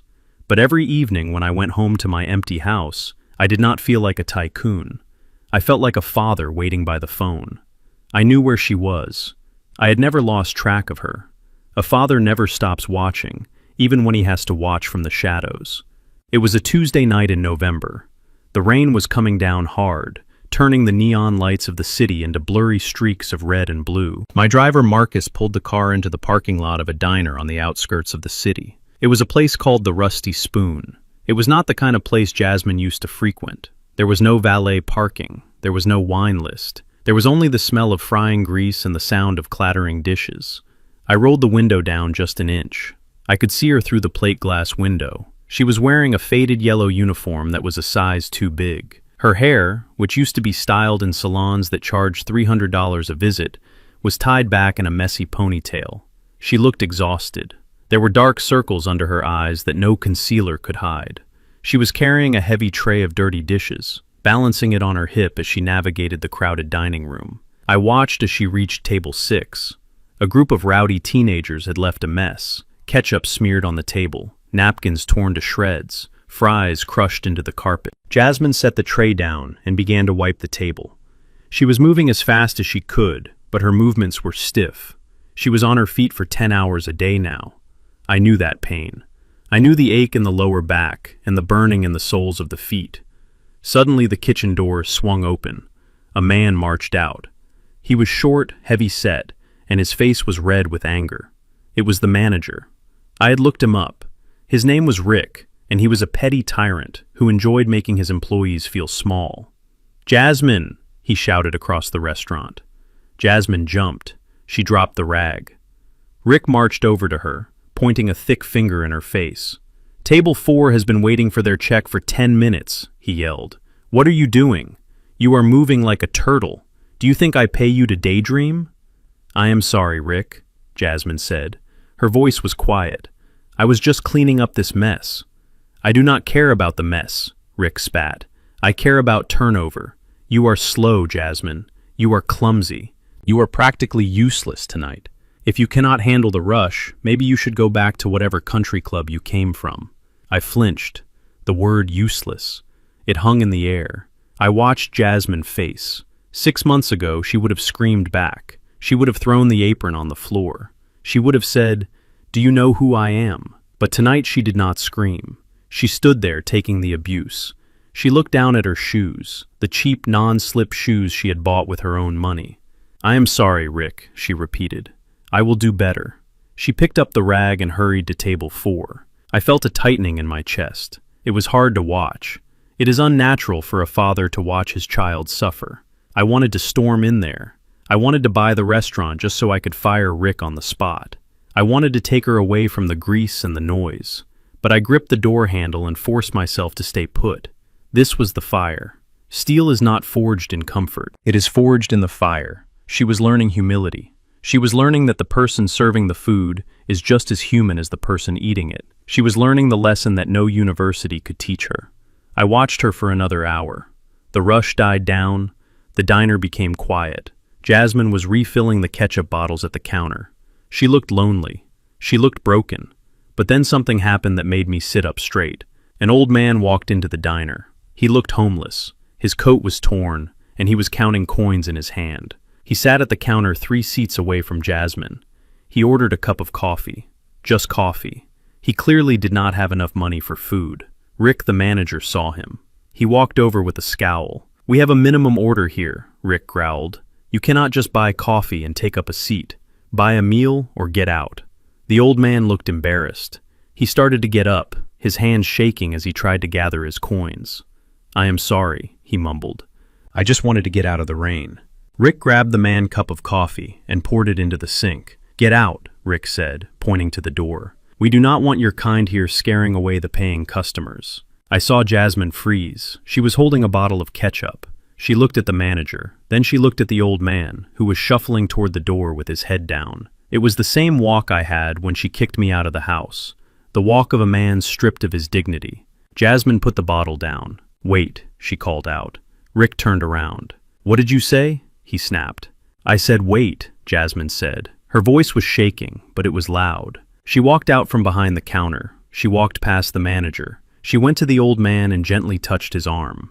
"Please sit down, sir," she said. Then she looked at Rick. "He is staying," she said, "and he is going to have the meatloaf special and a slice of pie." Rick's face turned purple. "Who is paying for that?" he shouted. "You." "Yes," Jasmine said. She reached into her apron pocket. She pulled out a wad of cash. It was her tips for the night, the money she needed for rent, the money she needed for food. She pulled out a $20 bill and slapped it on the counter. "I am paying for it," she said, "and if you have a problem with that, Rick, you can fire me. But you are not going to throw him out into the cold. Not tonight." The diner went silent. The other customers stopped eating. They looked at the waitress in the yellow uniform standing up to the bully. Rick looked at the money. He looked at Jasmine. He saw something in her eyes that scared him. It was a lack of fear. It was the look of someone who had already lost everything and realized they had nothing left to lose but their soul. "Fine," Rick grumbled, snatching the money. "But do not expect any freebies." He stormed back into the kitchen. Jasmine guided the old man back to his seat. She poured him a fresh cup of coffee. She smiled at him. It was a real smile. Not the plastic smile she used to give her rich friends. It was a smile of genuine kindness. "Thank you, miss," the old man whispered. "You are an angel." "No," Jasmine said softly. "I am just a girl who learned a hard lesson." I sat in the back of the Rolls-Royce, and I felt tears streaming down my face. I let them fall. I did not wipe them away. This was it. This was the moment I had been waiting for. She had given up her own money to protect a stranger. She had risked her job to defend someone weak. She had seen herself in that old man. The rot was gone. The roots had finally hit solid ground. I looked at the calendar on my phone. It had been exactly 6 months. The $50,000 I gave her would be running low. She was probably worried about rent. She was probably scared about the future, but she was not the same woman. The woman who threw my bank book in the trash was dead. The woman in the diner was new. She was stronger. She was kinder. She was my daughter. I tapped on the glass partition. "Marcus," I said. My voice was thick with emotion. "Yes, Mr. Hayes." "We can go now," I said. Marcus looked at me in the rearview mirror. "Are you sure, sir? Do you not want to go in?" "No," I said. "Not tonight. Tonight she needs to feel the victory of what she just did. She needs to know she did it alone." I looked one last time through the window. Jasmine was cutting a slice of pie for the old man. She looked tired, but she stood tall. Her chin was up. She had dignity. "It is time, Marcus," I said. "Call the lawyers in the morning. Tell them to prepare the deed for the house. Not the big house, the small cottage by the lake, the one she always liked when she was a child." "You are going to give it to her?" Marcus asked, pulling the car out of the lot. "No," I said, smiling. "I am not going to give it to her. I am going to sell it to her. For $1. And then I am going to invite her to dinner." I leaned back in the seat. The rain was still falling, but the storm inside me had passed. My daughter had come back to me. Not because I bought her back, but because she had walked through the fire and found her way home on her own. They thought I was cruel for cutting her off. They thought I was heartless. But a gardener knows that sometimes you have to prune the branches hard if you want the tree to survive the winter. Jasmine had survived, and come spring she would bloom brighter than ever before. "Drive slow. Marcus," I whispered, closing my eyes. "I want to savor this." The car disappeared into the night, leaving the diner behind. Inside that lighted window was the greatest return on investment I had ever made. I had lost a socialite, but I had gained a human being, and that was worth more than every building in Atlanta. 1 year has passed since the storm broke. The seasons have turned, turning the scorching heat of that courtroom battle into the crisp, cool air of an early November morning. I am sitting on a wooden dock overlooking Lake Lanier. The water is calm, a sheet of glass reflecting the orange and gold leaves of the trees. It is quiet here, the kind of quiet that money cannot buy, the kind of quiet you have to earn. I am not alone. To my left sits a man in a fishing hat that has seen better days. He is baiting a hook with hands that used to sign life sentences. Judge Vance retired 3 months ago. He said he was tired of judging others and wanted to spend the rest of his days judging the fish. To my right sits Samuel Cohen. He is wearing a sweater instead of a suit. It looks strange on him, like seeing a shark wearing a scarf. But he is smiling, a real smile, not the shark grin he uses in depositions.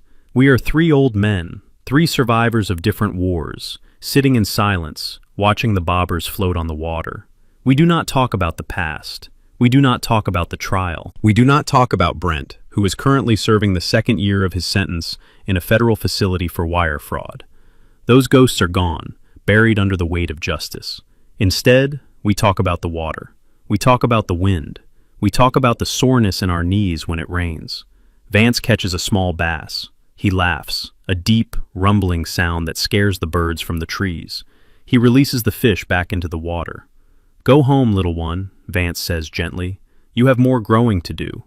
I watch the fish swim away. It reminds me of the second chance I was given. Not the chance to make money. I always knew how to do that. But the chance to be a human being again. For 40 years, I hid my success because I was afraid people would only love me for my wallet. I was right. But in hiding it, I also hid myself. Now, I am out in the open. The world knows Eldridge Hayes is a wealthy man. But the people sitting on this dock know that Eldridge Hayes is just a man who likes to fish. Cohen pours coffee from a thermos. It is strong and black, just the way we learned to drink it when we were young and hungry. "The Trade Center opens next week," Eldridge Cohen says, looking at the lake. "The enrollment is full. 500 kids from the inner city signed up to learn carpentry and welding." I nod. I feel a warmth in my chest that has nothing to do with the coffee. "Good," I say. "Make sure they have good tools, Sam. Do not buy the cheap stuff. Buy them tools that will last a lifetime." Cohen chuckles. "Do not worry. We ordered the best. The suppliers gave us a discount when they heard the story. They called it the Sergeant Hayes Special." I smile. My legacy is no longer a pile of bank statements. It is a building full of noise and sawdust and young people building their own futures. It is a plaza that does not sell luxury handbags, but sells dignity. We sit there for another hour until the sun is high in the sky. Then I hear a sound coming from the long gravel driveway. It is not a limousine. It is not a sports car. It is the heavy grinding sound of the county bus stopping at the gate. I turn around. I see a figure walking down the long path toward the lake house. She is carrying a plastic container. She is wearing jeans and a simple white blouse. She is walking in sneakers, not heels. It is Jasmine. My heart does the thing it always does when I see her. It jumps. But this time, it does not tighten with fear. She walks onto the dock. She looks healthy. The dark circles are gone. Her hands are rougher than they used to be, red from scrubbing and working, but they look strong. She works as an assistant manager at a bakery now. She earned the promotion 2 months ago. She pays her own rent. She pays for her own bus pass. "Hello, Dad," she says. "Hello, Jasmine," I say. She nods to the other men. "Hello, Judge Vance. Hello, Mr. Cohen." They nod back respectfully. They know the journey she has walked. They respect the miles she has covered. "I brought something," Jasmine says, lifting the plastic container. "I made it this morning. It is a lemon pound cake. I used Mom recipe." She opens the container. The cake is not perfect. It is a little lopsided. The icing is uneven. It does not look like the cake she used to order from the French patisserie for $500. It looks beautiful. She cuts 4 slices. We sit on the dock, the 4 of us, holding the cake in paper napkins. I take a bite. It tastes of lemon and butter. It tastes of effort. It tastes of repentance. "How is it?" she asks nervously. I look at her. I look at the woman who once demanded millions, and now offers me a piece of cake. "It is perfect," I say. "It tastes exactly like Etta used to make." Jasmine smiles. It is a shy smile, a real smile. "I did not have enough sugar," she admits. "I had to improvise with honey." "It is better this way," I say. We eat in silence. She does not ask me for a loan. She does not ask me to buy her a car. She does not complain about the bus ride. She just sits with her father and his friends and watches the water. This is the victory. The victory is not that I kept my money. The victory is that I got my daughter back. I had to break her heart to save her soul, but looking at her now sitting in the sunlight, I know it was worth it. After a while, she stands up. "I have to go," she says, checking her watch. "The bus leaves in 20 minutes. I have the evening shift at the bakery." I stand up too. "Wait," I say. She stops, looking worried.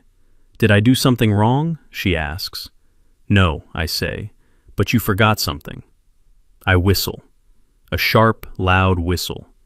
From the porch of the house, a small boy runs out. He is 7 years old now. He is wearing denim overalls and holding a toy truck. Leo. He sees his mother and runs to her. "Mommy!" Jasmine catches him and hugs him tight. She buries her face in his neck. She has not seen him since Sunday. I have been watching him while she works double shifts. "He missed you," I say. "And he learned something today." I walk over to my tackle box. I open it. But inside there are no fishing lures.